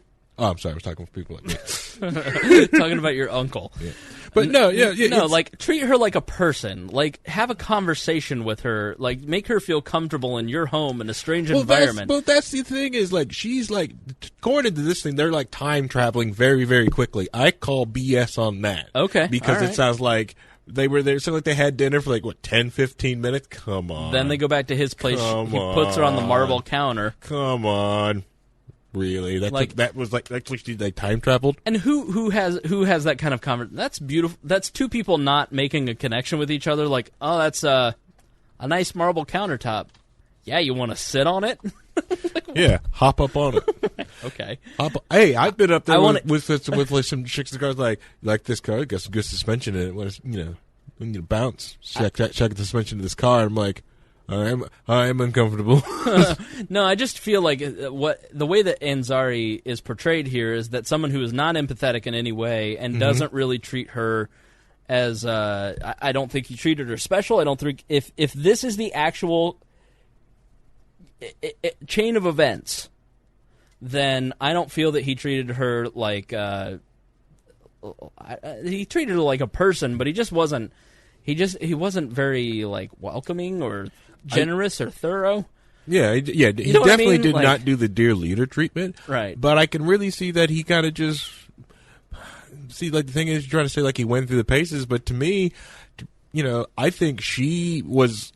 Also going like she wasn't picking up either on his cues or she also wasn't really listening to him. Sure. And he was picking up on something else because, she probably, yeah. And he probably was having a conversation with, but she was probably too busy being starstruck and not paying attention to what was going on. Could be, but something just feels off about this story. So yeah, to me it almost says like they're one of those like I'll take $500 for things that did not happen, Alex. See, I don't know. I mean, you can't. A lot of this is just you could be right. So, anyways, when Ansari told her he was going to grab a condom within minutes of their first kiss, Grace voiced her hesitation explicitly. I said something like, "Whoa, let's relax for a second. Let's chill." She says he then resumed kissing her, briefly performed oral sex on her, and asked her to do the same thing to him. She did, but not for long. It was really quick. Everything was pretty much touched and done with 10 minutes of hooking up, except for actual sex. Okay, so here's where I've got to be on, here's where her signals are mixed. Mm-hmm. Grace voiced her hesitation. Whoa, let's relax for a sec. Let's chill. If she said that, I would say, okay, like, I'm being too aggressive. Mm-hmm. That's how I would pick it up. Like I'm something's off in my particular game. I wouldn't then just like go right back into it. That's where I think he messes up. But if she's feeling uncomfortable, her lack of emotional courage or ability to express how she is feeling to someone is not his problem. Right.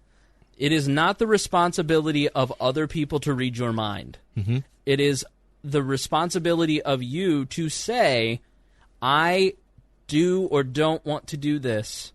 Mm-hmm. In any situation, work, in relationships, in sexual relationships, in anything. Like, it is not other people's, like, if you're passively aggressively, like, dropping hints, you're the wrong one. Mm-hmm. You're incorrect. You need to have some courage and say what you think. Right, because this is your body. You should be the most passionate, the most fervent with these things. Right. The other thing is, like, when she says chill, come on, we live in the culture of Netflix and chill. Right. What do you mean when you say chill? And so for... and this effect so she just let him put his, like head down there. The ultimate green light was when she went down on him. Right. Like, that is like go time, right? Well, nothing's really go time. You still have to have like consent through the whole thing. But the thing changes like that. Like if you didn't want to, dude, like his head, his head was between your legs. You could have just walked off, or he had that, tons of things just to walk off on. But right. That's why like it sounds like completely mixed signals, or it didn't go the way that, or he's probably just very bad at oral, or there's just there's no chemistry. But if you have had multiple sexual partners, or even like sex with the same person for a long time, you understand that it's not. Sometimes there's just not chemistry. Mm-hmm. Like you just don't. You're not on the same wavelength. Like it's just something. Everything else clicks in the relationship, but for whatever reason, at this point, you're just like, you don't get it. Like, I'm saying, like, clearly something was off between these two. Okay. Why did he not pick that up? Because he probably didn't think anything was off. Because she was... Yeah. The Well, yeah, she was S in the D. She allowed him to go between her legs and pleasure her orally, okay? And then, then asked, to get, oral back, and she obliged. Mm-hmm. So he's like, to him, hey, this is going the way it is, okay? Yeah. Maybe she just does want to just hey, we'll just, maybe she's an oral and first date type of person. Briefly performed oral and then said, your turn. Okay, dude, come on. She says Ansari began making a move on her that he repeated during their encounter. The move was taking his 2 fingers in a V shape and putting them in my mouth, in my throat, to wet his fingers, because the moment he'd stick his fingers in my throat, he'd go straight for my vagina to try and finger me. She called it the claw. I don't... What? Too much porno. That guy has watched too much porn. What are you doing, dude? Yeah. That had to hurt. Yeah.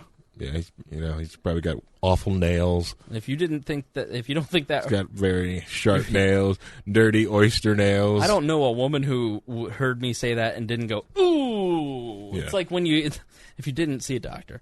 Ansari also physically pulled her hand towards his penis throughout the night. From the first time he kissed her on the countertop, he moved my hand to his dick 5 to 7 times. He really kept doing it after I moved it away. But the main thing that he wouldn't let her move away from him, she compared the path they cut across the apartment to a football play. It was 30 minutes of me getting up and moving and him following and sticking his fingers down my throat again. It was really repetitive. It felt like a fucking game. Huh? That makes no sense. Have you ever been involved in anything that sounds like that? No. That doesn't make any sense. It doesn't make any sense. No. That's like, okay, so he was putting his hands in your mouth, and you guys just kept moving around his house? Is this his townhouse? Again, as if she's telling the gospel of what happened, how did this guy not pick up on the signals? Right, unless it wasn't done in some playful manner. Is he a libertarian? No. No, I'm saying, is he a libertarian? Yeah, because he's right. INTJ in it. But, it's just... it's not like he's got no game, no sexual skill, unless it's all D. He's probably packing very huge, and that's probably the only thing that's probably what he uses. And that's another thing a lot of men have problem with sex. They view sex as only as penis and vagina. That is sex to a lot of men, and just some women too. That's what sex is, but so much more to it. There's no communication between these two, according to the story. If you're a guy out there and you're being this aggressive, you were doing it wrong. I'm telling you, I'm being your friend right now. Get some girlfriends, talk to an ex, and say, what am I doing wrong? Because if you're this aggressive, there isn't any woman who wants to be with you. There are some women that are that aggressive. Not in the first session, but in the confines of a trusting relationship where boundaries are established and you all go, this is what I'm into. Okay, I'll do that. But in terms of I want you to claw me on a first date, nobody's into that. I don't think anyone's into clawing. No. Except just probably some weird subset that's probably somebody in the chat going dude, I love the claw. But from every female that I asked about this story, it was probably about 5 close female friends, I said, is this representative of how guys act in the bedroom? And they all said yes. Most guys are this aggressive, and most guys don't get the cues. And so I just wanted to But what type of cues? Is it just body language cues? Or are you actually a woman running away from you while That's you're... the other thing. That sounds like crap to me. That sounds like... You're not Pepe Le Pew. Yeah. That's what it sounds like. This sounds like a freaking cartoon. I'm this is not real life. This doesn't sound real. This poor girl had paint straight... Then how big is this townhouse? Right. This townhouse is huge. All right. Throughout the course of her short time... It's got no furniture. All right. Throughout the course of her short time in the apartment, she says she used verbal and nonverbal cues to indicate how uncomfortable and distressed she was. Most of my discomfort was expressed in me pulling away and mumbling. I know that my hand stopped from moving at some points. I stopped moving my lips and turned cold. Okay, well, I don't want to date a woman who, mumbles. I want to... I mean... apparently, thanks Logan, he says there's a clawing section at babe.com. As a man, I don't want a weak woman. And I don't think there are a lot of women who want a weak man. They don't want mumblers. They don't want people who will allow people to do things to them that they don't want to do. Like, there's a difference between violent assault and what we're hearing here, which is sounds like a very, like, anecdotally, and talking to my friends and hearing their opinions from talking to their friends, this is anecdotally a very common sexual experience in 2018, which is sad. That is sad. Because this is not fulfilling for either one of these people. It's not even worth it. Like, what is the point of this? Like, you would get more out of the evening by just trying to, like, have a genuine connection with someone and not trying to rush to sex. How about just Hitachi and World of Warcraft? That's quicker. You're done. Oysters would have been cheap because oysters for one, wine for one. Right.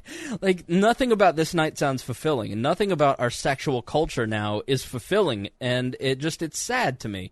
And so I look at this and I just, like, want to use my voice to say, like, if you are this guy or if you are this girl, don't be one of these people. Mm-hmm. Like, stand up for yourself. Like, have some dignity and say, no, I don't want you to claw me. Like, so many people, especially at 22, like, I have to give her a break because she's 22 years old. Like, who at 22 has the courage to stand up and say, no, especially to somebody that is famous that you think could, with one tweet, ruin your life? Like, so I do have to cut her some slack there. First off, but from what I have experienced, I recommend not sticking your fingers up anyone unless you have manicured fingers, your nails are back, and your hands are clean. I have, because if it's not smooth and your fingers got all these massive calluses on it, that's fun for no person who wants that. No one wants that inside them. 2 is aggressive. 2 fingers in the first place. So, anyways, but my point is, Grace, say to the man, I am uncomfortable right now. You are making me uncomfortable. I am not enjoying this situation. Please stop. Put on your clothes and leave, or say, I like you. I think you're a very nice person, but this is a little faster than I... Like, that's what men want to hear. Like, they want to hear, not 2 fingers in the claw, try 1. Right. Or, I don't like when you do this. Yep. Like, men want direction. Men are very stupid. Men are very stupid, and I include myself. Like, when it comes to sexual relationships, men need to be hit in the face with a shovel. And so, to him, to his... Hypothetical shovel, unless they pay extra for the shovel. To his dumb brain, he is seeing, well, she's had her mouth on my penis, so it's a go time. I just need to be more aggressive and do more of that because it seems to be working. Or he's also had other relationships where some women just like, I'm with the star, I'm going to fake it, this is what all women like, right. yada, yada, yada, like it. When instead of someone they're like, hey, I don't like this. Right. That's another thing is, you're right, men take very good direction. So, like, also, if, you fake an orgasm with a man, if you actually show him how to give you one, trust you, he's going to do that. He will do whatever it takes. Yeah, whatever it takes, every freaking time, especially if he knows he's doing it right. Men are strategists. He wants, we want to win the battle and the war. You tell us how to do it. Right. And the thing is, it's like, well, you should know. Nope, we do not. We no clue. We don't know. We don't know. And the info tapes that we have, the millions and billions of videos that we have watched online, has not prepared us. No, though, porn is like the worst thing you can do to yourself. If you're a young man out there, like, porn is not indicative of anything in real life. It is, and it truly does block you from having true intimacy and understanding what true intimacy is. Like, if you're a woman and you have met a man who knows what he's doing, it's because some woman out there had the courage to say, hey, dummy, stop doing that. Like, so be that woman. Be the man who says, maybe chasing her around the apartment isn't the right thing to do. And be the woman who says, I'm uncomfortable, please do this, or don't do this. Yeah. And that's just the whole thing here. So he didn't notice her reticence or knowingly ignored it is impossible for her to say. I know I was physically giving off cues that I wasn't interested. I don't think that was noticed at all, or if it was ignored. And sorry, I wanted to have sex. She remembers asking him again and again, where do you want me to F you? While she was still seated on the countertop, she said she found the question tough to answer because she didn't want him to do it at all. I wasn't even really thinking about that. I didn't want to be engaged in that with him, but he kept asking. So I said, next time. And he goes, oh, you mean a second date? And I go, oh, yeah, sure. And he goes, well, if I poured you another glass of wine now, would it count as our second date? Which, like, dude, okay. Wow. That's a scumbag line. Like, we know, you realize what's going on. Like, a comedian, comedians are high-intelligence people, and the majority of them are sensitive people. I just have a hard time believing he didn't know what was up. He then poured her a glass, handed it to her. She excused herself to the bathroom. She spent about 5 minutes in there collecting herself. She went back to Ansari. He asked if she was okay. I said, I don't want to feel forced because then I'll hate you, and I'd rather not hate you. She said at first she was happy how he reacted. He said, oh, of course. It's only fun if we're both having fun. The response was technically very sweet in acknowledging the fact that I was very uncomfortable. Verbally in that moment, he acknowledged that I needed to take it slow. So let's just chill over on the couch, he said. This moment is particularly significant because she thought that would be the end of the sexual encounter. Her remark about not wanting to feel forced had added a verbal component to the cues she was trying to give him about her discomfort. Mm-hmm. When she sat down on the floor next to Ansari, who sat on the couch, she thought he might rub her back or play with her hair, something to calm her down. Ansari instructed her to turn around. He sat back, pointed to his penis, and motioned for me to go down on him. And I did. I think I just felt really pressured. It was literally the most unexpected thing I thought would happen at that moment because I told him I was uncomfortable. So, again, a failure on both parts. And I just have to say, like, as a 35-year-old man dealing with a 22-year-old woman, you know what you were doing. You have the opportunity to be a decent man. Like, I think there needs to be a conversation amongst men that says, why don't you try decency? Like, I know that the trope is that we're all just sex-starved maniacs and we have no responsibility or control over what our penis does, and we just all we want to do is fuck all the time. Like, no, you should have some decency. Like, you should have some respect for a woman and say, I totally get it, game over. Instead, you, like, sit down and go, penis, mouth, you. Like, to me, this is a failure of him as a more mature, a more experienced man taking advantage of a young girl who he knows. It's like the Louis C.K. line, which I thought was just so fucking, like, oh, that's exactly it.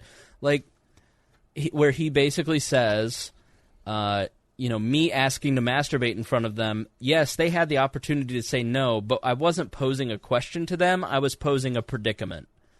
And I think Aziz Ansari knows his responsibility, knows what he's doing, and he's misusing it. Like, that part right there tells me that the dude was, like, taking advantage of somebody that he knew he could manipulate. That's where I have a problem with it. Like, you as a man have a responsibility to not manipulate people. And you have to be aware of when you're causing someone a predicament in sexual situations. Like, it's all on the woman to be the one that says no and stop. I don't agree with that. I think that men have just as much of a responsibility to make sure that if you're knocking on the door, are you okay with this? No. Okay. Game over. Yeah. You know? Yeah. But to me, I believe everything that you're saying, and I agree with listen, everything you're saying. Just because two people are naked in a bed together, it doesn't mean she wants to have sex with you. Check first. Ask nicely. And we're married now. I don't have to check. Yeah, I know. But in my situation, as a single man who's dating, 50% of the time it's no, I don't want to right now. Mm-hmm.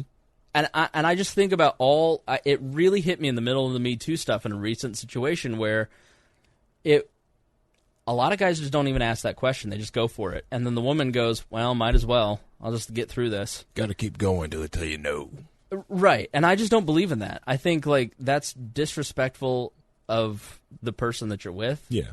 And I think that there is an opportunity for men to be decent and to be respectful, and especially a guy who is as aware of human relationships as Aziz is, in a situation with a 22-year-old girl who is, like, got in a situation where she's clearly having if this is all how it went down, she's clearly freaking the fuck out. How do you not notice that? She's going to the bathroom, splashing water on her face. She's freaking out. Like, come on, dude. Yeah, I get that. That's why this whole story sounds just like a fictional story. There's some fluff. To me, it sounds a lot of fluff has been added to this. Some things feel like the timeline is screwed up on this whole thing, and that this whole story makes no sense. Right. Okay? Sounds like his apartment, his townhouse is, 3,000 square feet. That someone went to the bathroom. So she was alone in the bathroom. Did she have her phone? Text? She could have got an Uber then. She could have did anything. She felt like she couldn't say this to his face. And then it was like, so you sat down and was like, well, I want him to calm me down. Did any of the cues look like he was into calming you the F down? Is this a person? At what point did any of this sound like, what, he wanted to calm you down with his D? He wanted to calm you down with Right. Like, at what point is this the type of person that will calm you down? Yeah, going to rub your back. She barely rubbed your... I was gonna, right, like he briefly. The other word. Like he's just not being in my. It's not a dirty word. Yeah, he was rubber clit, rubber. Rub it, relax it. He wouldn't even do that for a long period of time. And you think he's going to rub your back for any time? That seemed missing cues on her point there. That's why I said this whole thing sounds weird to me. Yeah. So anyways, rub her back, go down him. She did. Soon he pulled her back onto the couch. She would tell her friend later in the text night, he made out with me again, says, doesn't look like you hate me. Halfway into the encounter, he led her from the couch to a different part of his apartment. Larry Brown asks, why are men responsible to stop? I'm not saying that you have all of the responsibility, but I'm saying that you do have some responsibility if you can ask the question. I'm not saying that you are, like, in Britain, it was the man's job. So this is, and I thought Ben Shapiro had a really interesting point on this. He said, back when society considered sex, men's sexual desires have not changed. They want to procreate. They want to have sex. Women's liberation, women and feminism has gone from you have sex inside of marriage, everybody understands that is the deal, that if you want to have sex, then you get married. And then it moved to you only have sex inside of a committed relationship. And then it's you want to have sex all the time. It is your duty as a woman to have as much sex as you want. I have a lot of young female friends who are virgins who are shamed for that. And when you need to lose your virginity as fast as possible. And so like that notion of virginity is they're being treated like men. Mm-hmm. So everybody's equal. Everybody's pressured to lose their virginity as soon as possible. And he said, Ben Shapiro went on, so when you change the institution of chastity and you demean it and you change its meaning and all the rules are completely unwritten and there are no clear social norms anymore, then you get all of these messy situations. And so the expectation that I take you out on a date, we're not going to have sex, we're going to bond with one another, we're going to have a conversation, we're going to get to know each other without the complications of sex. What was wrong with that? And I completely agree with that. Like, what is, if your goal in dating is to get laid, that's fine if that's your goal. Mm-hmm. But if your goal is I'm going to get laid and then try and find out if this person is a life partner, you've really started in a weird, precarious position. If you have sex on the first date and then try to figure out if they're a life partner, I think that is, in my experience, that is far less... the success rate's far less. Now you can hit on the reason why you see a lot of couples, the newer couples, are meeting online, right, from video games. Because when you're meeting someone in the video game, they can live not close to you, and you're doing an activity that you both love, you both enjoy doing, and you enjoy that activity. You get to know each other, and it explains why there's so many more relationships. Like, how'd you meet her? Oh, we rated, we did over 600 hours of WoW together, Mm-hmm. So we just, decided to hook up. I was like, okay, that makes sense, especially in this day and age, because you're right, it would be, I think if I wanted to really just spend time with somebody, or just to get to know them, to me, I'd get to know someone better to see how they handle the sticks. Right. Pick up some sticks and see how you handle them. Right. It really is about getting to know a person understanding if you share the same values, understand if you share the same interests, if this is a person that would be a stable life partner, a stable parent, genetically a good choice for you to procreate with, and then you introduce the concept of sex. Like, and to me, the more time between introduction and coitus, to use the Sheldon, the better off you're going to be. Coitus. Like, coitus. I just look at the soup of emotion and miscommunication and misunderstanding and mistrust that goes into this entire situation, and I just go, you know that the solution is here? Not to have sex. Like, not to make that your goal. Like, if having sex is your goal, fine, but I don't personally know a lot of people where that is their actual goal. Like, I think there is a myth out there that everybody's looking to hook up, and I'm sure that there are a fair percentage of people, but I think by and large most people are looking for connection and meaning more than they are sex. A lot of the girls I do talk to, they talk about when they get on Tinder and they look at a guy's profile, the main thing they're looking at their profile and their main goal, and if they can't do this, they're not even going to think about having sex with them, is that they want to play with your dog 3 times. They want to pet your dog. Right. They want to play with your dog. Right. You take them to they take their dog and your dog out to, like, the dog park, and they want to do that 3 times before you think about even remotely having sex with you. Like, have you had your heart broken, Harry? Yes. Yes, I have. I've had my heart broken, ripped out of my chest 6 times since I've been divorced in 4 years. Ouch. And that is because I was hell-bent on being in a relationship, because I had a need to be loved, to be externally validated, to prove to my ex-wife that I was worthy of being in a relationship. And so I would attach myself to whomever would have a conversation with me for a period of 2 years after my divorce. And it caused me great misery. And fortunately, I had a therapy session today, and it was great. And she was so happy. She goes, "You look like a different person. What's different?" And I said, there isn't anything anybody can take from me. Like, there isn't anything I need from the world. Like, the life that I came in here 2.5 years ago wanting, I have now. And I'm very blessed and content with it. And now when I date, it's to add something to my life, not to fill a need. Good. Yeah, Yes. and so sex isn't the goal. A life, like a partner, a person to be my companion, that is the goal. And there was a period of time where sex was my goal. And it just was very awkward. It led to a lot of awful situations. It led to me getting my heart broken because I was rushing into relationships trying to have sex because that's the quickest way to get validated.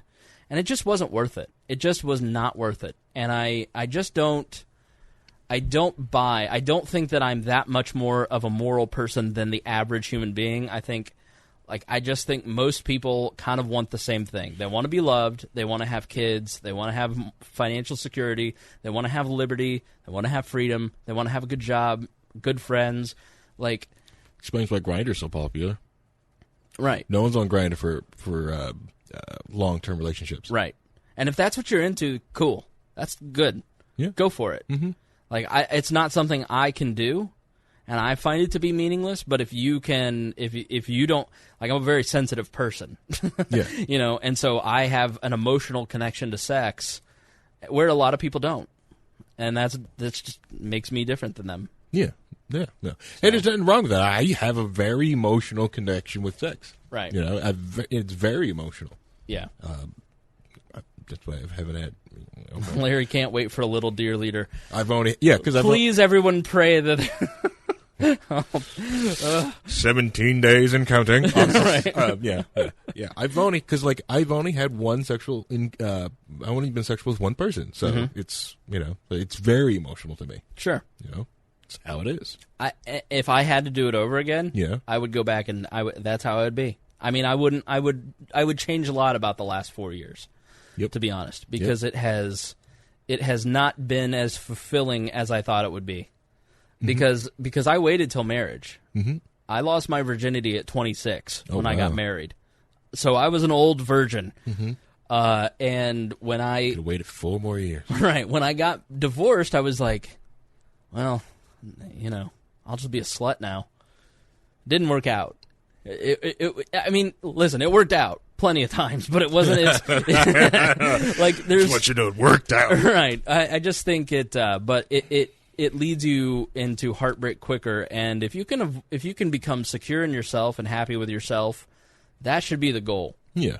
And if another person can complement that, then that is good. But if you're dating or having sex for reasons other than genuine emotional connection with the person, it's not worth it. Well, because this June, Lacey and I have been dating and together for about 15 years. Mm-hmm. And I'm sure there's people listening to like, 15 years, your relationship was so young. And I get that. And the main thing I get from those people is that eventually, you have to build the relationship gets built off of more than sex after a while. Right.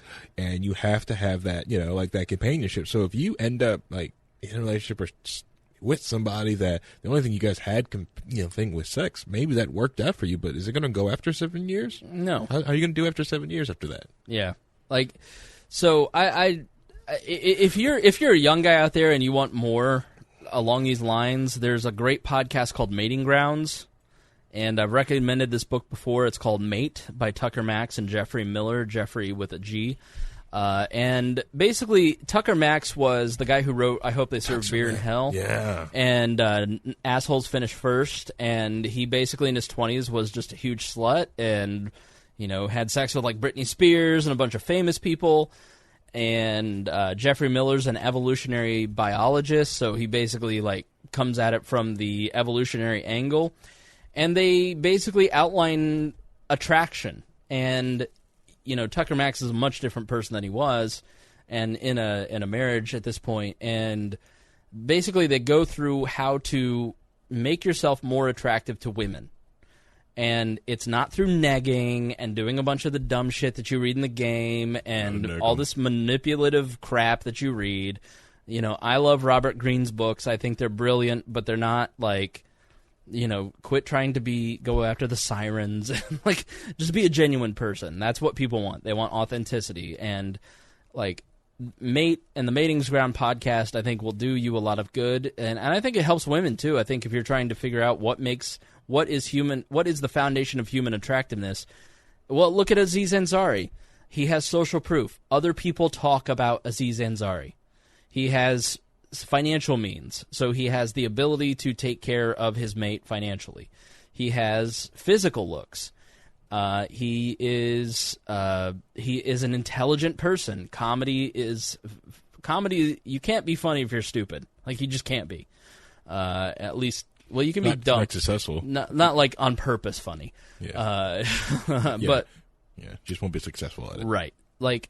So Aziz Ansari has these traits that make him attractive, and so that's why he's attractive. And so you have to find out what you're good at. For me, I'm an intelligent person who is funny, and like physically, I'm like a 2, but like mentally, intellectually, I'm like an 8.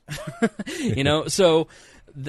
So women will be attracted to the intelligent side, even though I'm a big fatty. So you have different things, and I have social proof. I have people who say I'm a good person. Mm-hmm. And the beard helps, and the podcast has right. The podcast, the beard. That's social proof. The beard is physical attractiveness. When we get Clayton's truck, and we'll get that all meant up, extra to you. You just got to make sure your truck is black, and we'll make it look nice. So essentially, then they try to watch Seinfeld, and she'd never seen Seinfeld. Come on. Oh, you should have ended the date. You Yeah. just ended the date right there. Like, what? So she essentially says, you guys are all the same. She leaves. She felt violated. I felt really emotional at once. We sat down there. The whole experience was actually horrible. He should feel violated. She never saw, Seinfeld. So this is his statement. He released a statement denying sexual misconduct. Sexual misconduct is like a new term in the last year, and it's a great term to just smear anybody with anything, and it's just like a nice little basket word. And so every single human being on the planet has committed sexual misconduct at some point, and it sounds very official. Very few people have committed sexual assault, sexual battery, but everybody's, so you can smear everybody with it. Ansari says, in September of last year, I met a woman at a party. We exchanged numbers, we texted back and forth, and eventually went on a date. We went out to dinner, and afterwards we ended up engaging in sexual activity, which by all indications was completely consensual. The next day I got a text from her saying that although it may have seemed okay, upon further reflection, she felt uncomfortable. It was true that everything did seem okay to me, so when I heard that that was not the case for her, I was surprised and concerned. I took her words to heart and responded privately after taking the time to process what she had said. I continue to support the movement that is happening in our culture. It is necessary and long overdue. I feel like I do need to say... I don't think that this printed out the actual text messages, but, at every point when she said she felt uncomfortable, he stopped. And when she texted him and said, I didn't think that was okay, he apologized. Mm-hmm. That's not the signs of a sexual predator. Right. Yeah. Like, it's just not. Yeah. But again, it's just this... He's not, like, raping some passed-out girl out behind a dumpster. Right. Like... Was he one? I think we kind of broke this down, but neither of them were angels in this situation. But I feel that he definitely took advantage, and he was pushing the envelope, and he, being the older person in that situation by nearly 15 years, should know better in a lot of those situations. So, all right, so this is from The Atlantic, and the feminists went nuts about this, and not in the way that you think. So, Vox wrote a piece that was kind of anti-Ansari. The Aziz Ansari story is ordinary, and that's why we have to talk about it.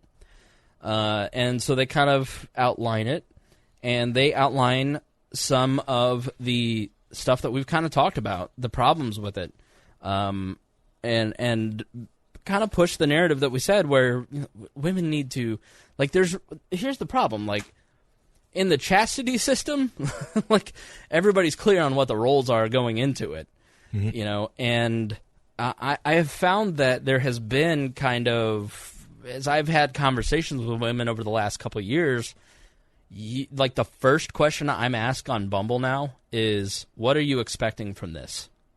And I say, I'm looking for a long-term relationship with somebody that I care about and respect. And they go, good, me too. Because they're tired of getting the dick pic messages right away saying, let me lick your asshole. It's miserable out there for women, and they're tired of our shit. Mm-hmm. And it's the guys who send abusive messages on Tinder that ruin it for the rest, the other 60%, so I just... Yeah, and to balance it out, let's balance the scales. I will hit women real quick. I'm hitting women right in the Go face. for it. Is the foodie call women. You know who you are out there on Tinder and Bumble that have no intention of sleeping, continue the relationship with somebody. You're doing it because you're hungry, or you're just buying your dinner out. And if you're like, hey, I can't believe you're saying that's sexist. Come on. I can get on internet right now, and I can get here on Whisper, and I can show you all kinds of women who admitted doing that. Of course, and I will tell you, there is one of my best friends. Mm-hmm. She admitted to me that she went on about 5 more dates with me than she wanted to, just because she kind of liked getting free food. Yeah, and but I had the last laugh because she and I have become best friends. Nice, you know what I mean? Yeah. Those extra 5 free meals that she was looking for, kind of kept us. It became more about friendship because there wasn't anything physical between us. Because it wasn't I don't know, she's just super awkward. Yeah. And so then I kind of changed over the course of the friendship based on therapy, going to therapy, and she's like, you're actually all right. Yeah.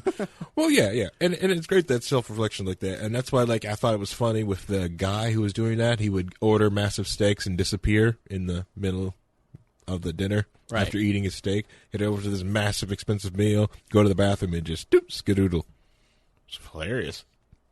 So this is from The Atlantic by Van R. Newkirk. She's a feminist, and The Humiliation of Aziz Ansari is the title of it. And later on in the article she writes, she kind of compares her growing up and how to deal with sexual relationships Was Grace frozen, terrified, stuck? No. She tells us she wanted something from Ansari and that she was trying to figure out how to get it. She wanted affection, kindness, attention. Perhaps she hoped to maybe even become the famous man's girlfriend. He wasn't interested. When she felt afterwards rejected yet another time by yet another man was regret. And what she and the writer who told her story created was 3,000 words of revenge porn. The clinical detail in which the story is told is not intended to validate her account as much as it is to hurt and humiliate Ansari. Together, the two women may have destroyed Ansari's career, which is now the punishment for every kind of male sexual misconduct, from the grotesque to the disappointing. And I think that's, like, the point. Like, it's disappointing, that account, but that's also kind of like a private thing between those two people. That's not a crime.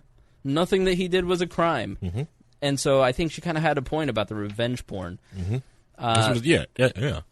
The real winner was by, I wish that I had printed her name. But the lady who wrote the article? Not New York Times. Yes, the feminist that wrote this article. Aziz Ansari is guilty of not being a mind reader. I'm apparently the victim of sexual assault, and if you're a sexually active woman in the 21st century, you are too. That is what I learned from the expose, quote-unquote, of Ansari published this week by the feminist website Babe, arguably the worst thing that has happened in the Me Too movement since it began in October. It transforms what ought to be a movement for women's empowerment into an emblem for female helplessness. The headline primes the reader to grid for the very worst. I went on a date with Ansari. It turned into the worst night of my life. Like everyone else, I clicked. The victim of this 3,000-word story called Grace, not a real name, and her saga with Mr. Ansari begin, blah, blah, blah, blah, blah. They go on, and so she kind of describes what happened. They got dressed, sat on the couch, watched Seinfeld, said to him, you guys are all the same. He called her an Uber. She cried, fiend. If you are wondering about what about this constituted the worst night of Grace's life, or why it is being framed as a Me Too story by a feminist website, you probably feel as confused as Mr. Ansari did the next day. It was fun meeting you last night, he texted. Last night might have been fun for you, but it wasn't fun for me, she responded. You ignored clear nonverbal cues. You kept going with advances. You had to have noticed I was uncomfortable, he replied with an apology. Read Grace's text message again. Put in other words, I am angry that you weren't able to read my mind. It is worth carefully studying Grace's story. Encoded in it are new, yet deeply retrograde ideas about what constitutes consent and what constitutes sexual violence. We are told by the reporter that Grace says she used verbal and nonverbal cues. She adds that whether Ansari didn't notice, it is impossible for her to say. What we were told, he wouldn't let her move away from him in the encounter. He said that it was all consensual. I'm a proud feminist, and this is what I thought while reading Grace's story. If you are hanging out naked with a man, it is safe to assume he is going to try to have sex with you. If the inability to choose a Pinot Noir over Pinot Grigio... Pinot Noir. Noir over Grigio offends you, you can leave right then and there. If you don't like the way your date hustles through paying the check, you can say, I've had a lovely evening and I'm going home now. If you go home with him and discover he's a terrible kisser, say, I'm out. If you start to hook up with him and don't like the way he smells or the way he talks or doesn't talk, end it. If he pressures you to do something you don't want to do, use a 4-letter word, stand up on your 2 legs, and walk out the door. Ansari sounds like he was aggressive and selfish and obnoxious that night. Isn't it heartbreaking and depressing that men, especially ones who present themselves as feminists in public, so often act this way in private? Shouldn't we try to change our broken sexual culture? And isn't it enraging that women are socialized to be docile and accommodating and to put men's desires before their own? Yes, yes, yes. And I agree with that. I agree with everything she just said. But the solution to these problems does not begin with women torching men for failing to understand their quote-unquote nonverbal cues. It is for women to be more verbal. It's to say, this is what turns me on. It's to say, I don't want to do that. And yes, it sometimes means saying piss off. The single most distressing thing to me about her story is that the only person with any agency in the story seems to be Aziz Ansari. Grace is merely acted upon. agency means that she has the ability to make decisions for herself, okay? You may hear that word agency. That's what it means. Yep. That she is a thinking being who has control over herself. She is an individual. Couldn't be a more libertarian concept. Exactly. All of this put me in the mind of another piece published this week, this one by the novelist and feminist icon Margaret Atwood. My fundamental position is that women are human beings, she writes, nor do I believe that women are children incapable of agency or making moral decisions. If they were, we're back to the 19th century. And women should not own property, have credit cards, or have access to higher education, control their own reproduction or vote. There are powerful groups in North America pushing this agenda, but they are not usually considered feminists, except increasingly they are. Grace's story was met with so many digital hosannas by young feminists who insisted that consent is only consent if affirmative, active, continuous, and, if this word is most used, enthusiastic.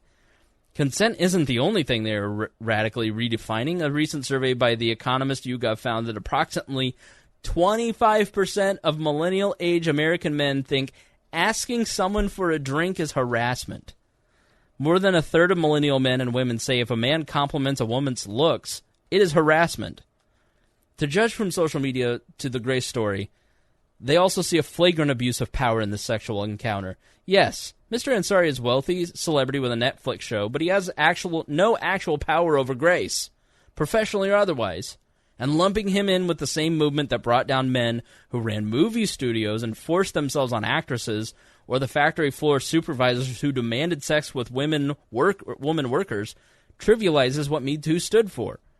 I'm sorry Grace had this experience. I've too had lousy romantic encounters, as has every adult woman I know.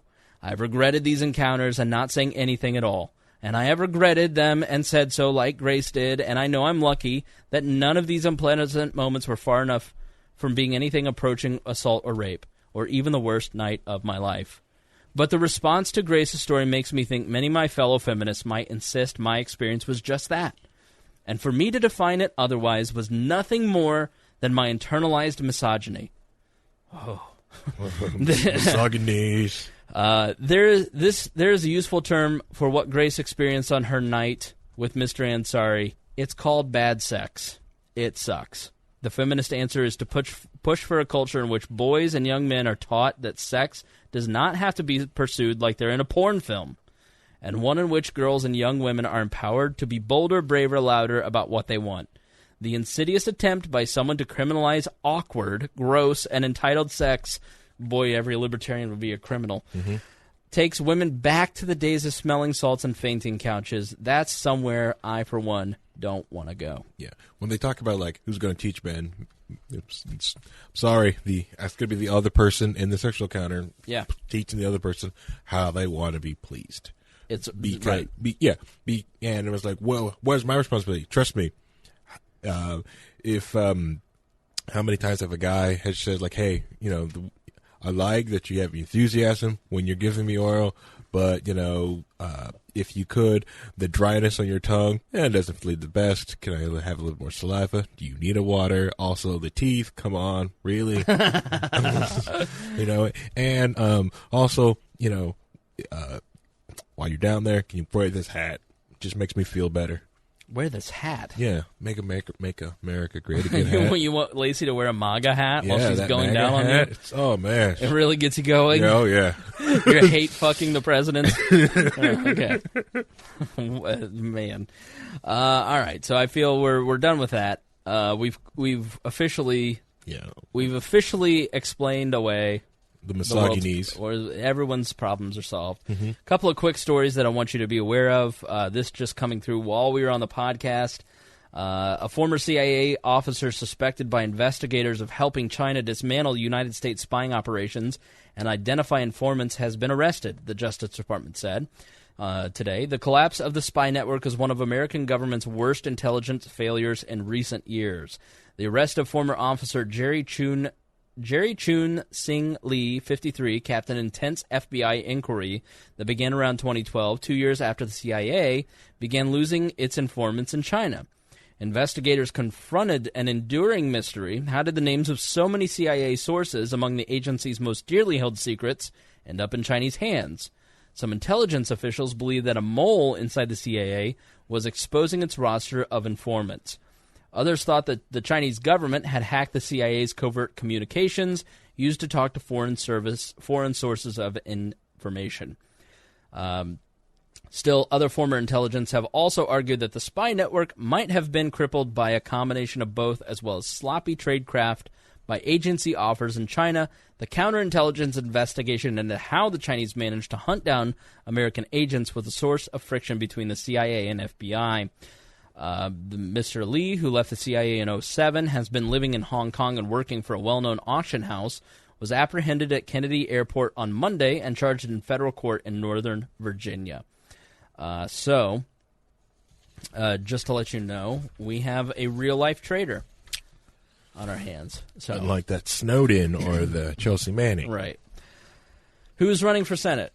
Yep. Listen, I respect what Chelsea Manning did, but I do find that the excessive use of emojis is a sign of mental illness. So I had to unfollow her because I just couldn't take it anymore. I plan on talking about that tomorrow. All right. So if you want to, because I've got some choice words for. Finally, schools attempt to ban kids from having best friends because it's not inclusive by Kat Tempf on nationalreview.com. Social engineers and language police won't change human nature. We all like some people much more than others. According to a U.S. News and World report, some schools in the U.S. and Europe are attempting to ban the entire concept of children having best friends because it's not inclusive and kids get hurt. The notion of choosing best friends is deeply embedded in our culture, said in the piece, should schools ban kids from having best friends? According to Greenberg, there is something dreadfully exclusionary occurring when a middle schooler tells the girl sitting next to her that she is best friends with the girl sitting in front of them. Child after child comes into my therapy office distressed when their best friend has now given someone else this coveted title. Fuck you, you lunatic. That's why I'm raising Gunther to be a bully. Really? Yeah, she's going to be a bully. She's going to be a bully, is she? Mm-hmm. Mm-hmm. Mm-hmm. You feel that's healthy? Yeah, pretty much. Pretty much. It's going to be easier because a lot of people will hate her all through school. Right. But when they're like, everyone around her will do so much better because, they actually did that. I had to deal with the bully. And then there'll be a little fat kid that'll be a comedian thanks to her. Yep. That's what happened in my case. You know why I have an excessive need to talk on a podcast for 3 hours? Because I was bullied. Yep. I will be heard, okay? Yep. I was bullied up until I figured out how big I was. Really? Yeah. Yeah, I never knew. I was always tiny, short, and fat, and I never knew when I had my massive growth spurt, I didn't know anything changed that much. So, lesson for you, if you don't want libertarian podcasts, be nice to every kid. That's just ridiculous. That's human nature.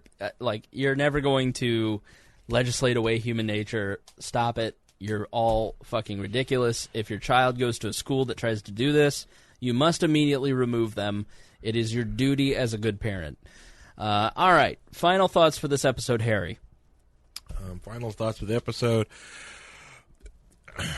All right. So when it comes to a lot of the things that can be explained through the things that happen in other countries besides the United States you can just quick Google search, DuckDuckGo search, and look up the history and see all the things that have happened to this country and understand how it got to this point. And a lot of the things that could just, if you cross-reference the dates and times, you can see how it was just it was made to be this way. Right. And if you want things to change, well, you know how to change the things. Best thing to get that things that pull a third world country out of its crap hole is to capitalism. That's the only freaking way. If you don't, it's the only thing that has done anything that's pulled anybody up. Other than that, it's everything just kind of just stays the same. It is the way. Yeah, it's no. The other thing is, always remember take everything written from babe.net with a grain of salt. The Flight of Fancy article has gone around everywhere. I'm waiting. I'm just gonna hold my breath and wait for it to come out as a hoax or things were elaborated on. Just kind of like the Canadian girl who got her tried to get her job cut with scissors. Or the other million other cases that when someone says some ridiculous claim and you can go, look at that and go like, that didn't happen. Yeah. That didn't happen because it just sounds too ridiculous, or there's things missing.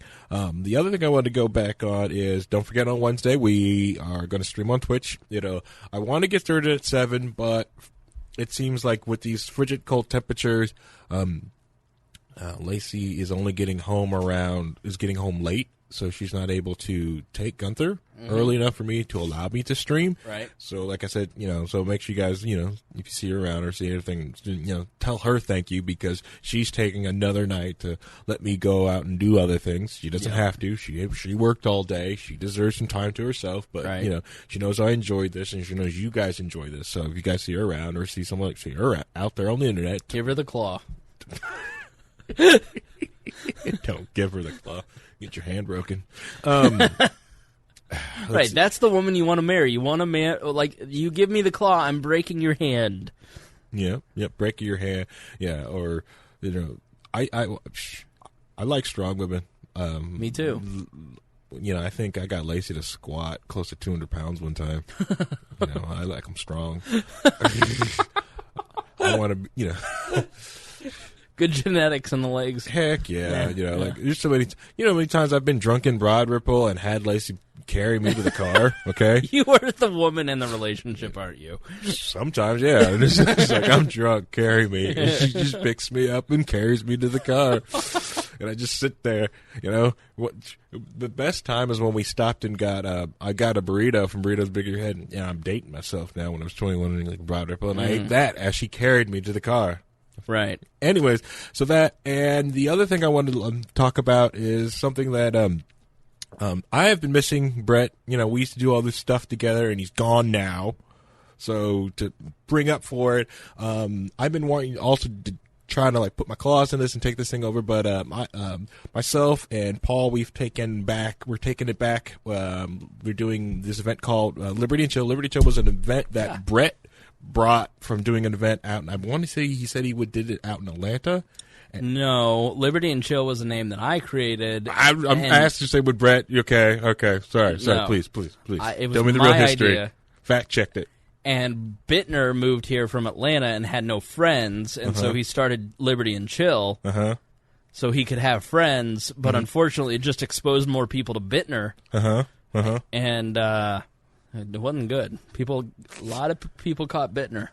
Okay. So. All right. Get the real history. But it was his idea. Get that real history, just like when you try to ask Yamcha what happened. Anyways, so I like the idea of the event. I enjoy going on Fridays, but the venue that we had that Bittner or you or whoever picked it, I hate it. It was at this brewery called Blackacre. If you work there, I hate going there. I couldn't hear. Can't hear.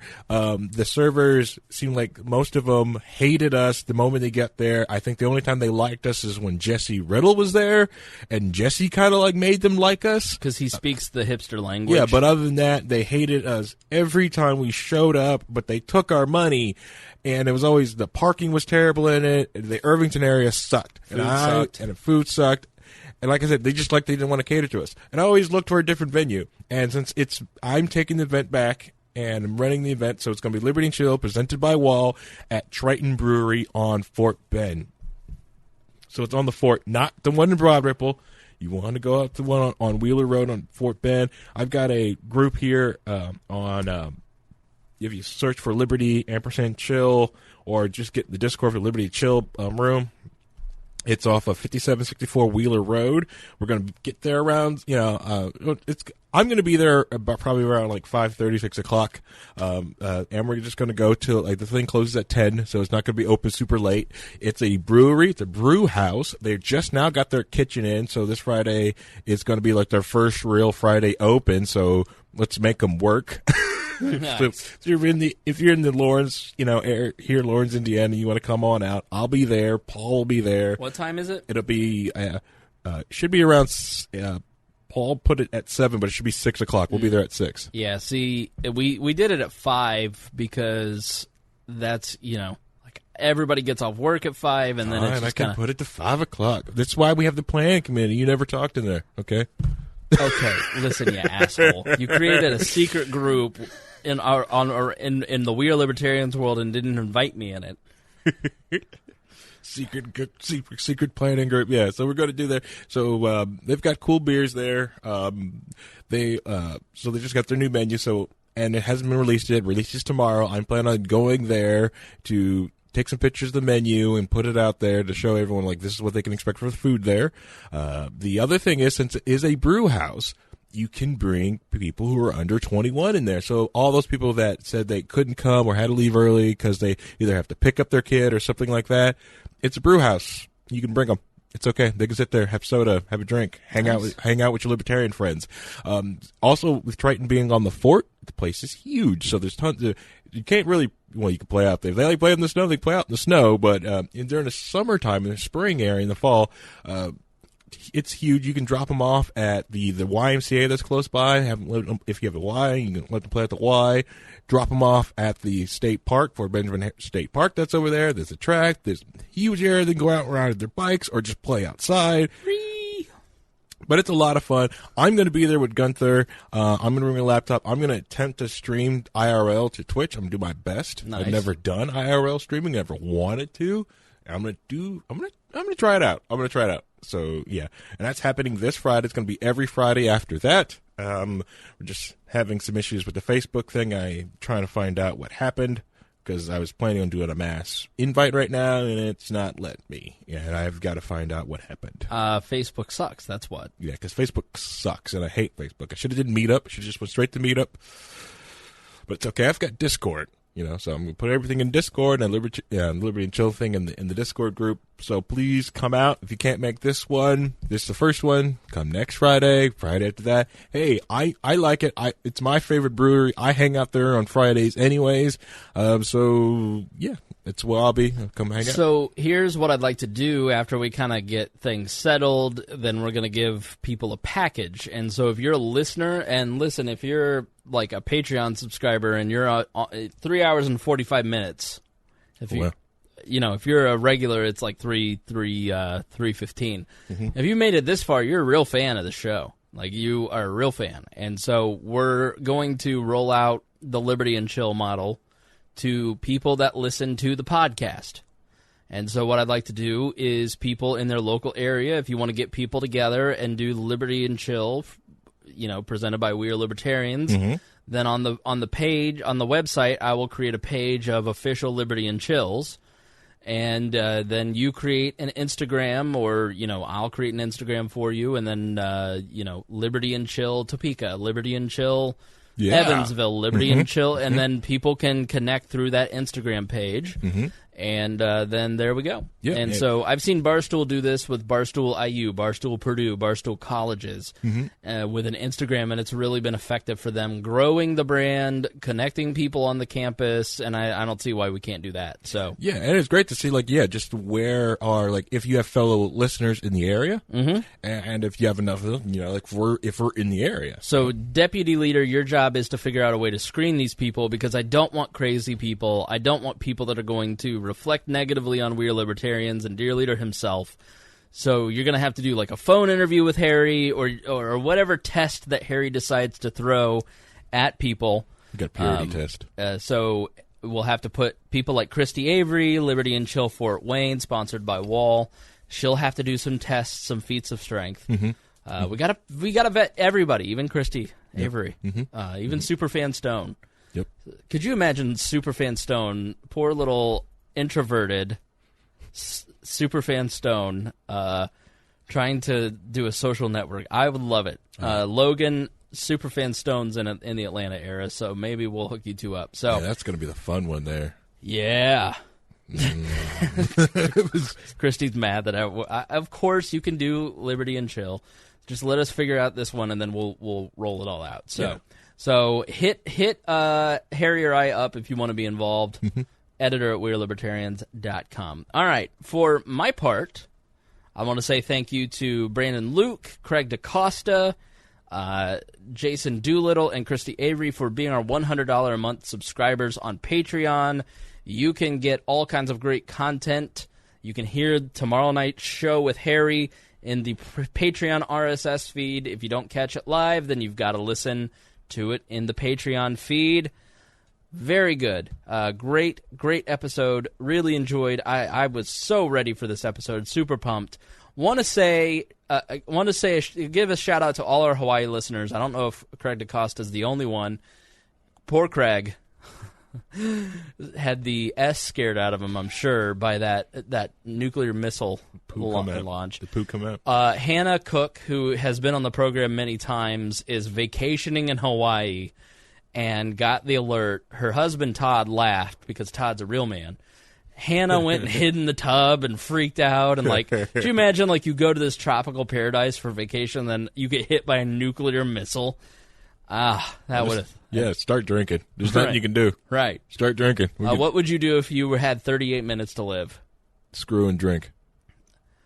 I'd pray. Screw and drink. I couldn't find somebody to screw that fast, so... Rusty's going out the way Rusty lived. You were showing me the way. All right. Thanks, guys. Mark Edge is also out there, too. Yeah. Cool. All right. From Free Talk Live? Yeah, Free Talk Live. Yeah, gotcha. Mark Edge.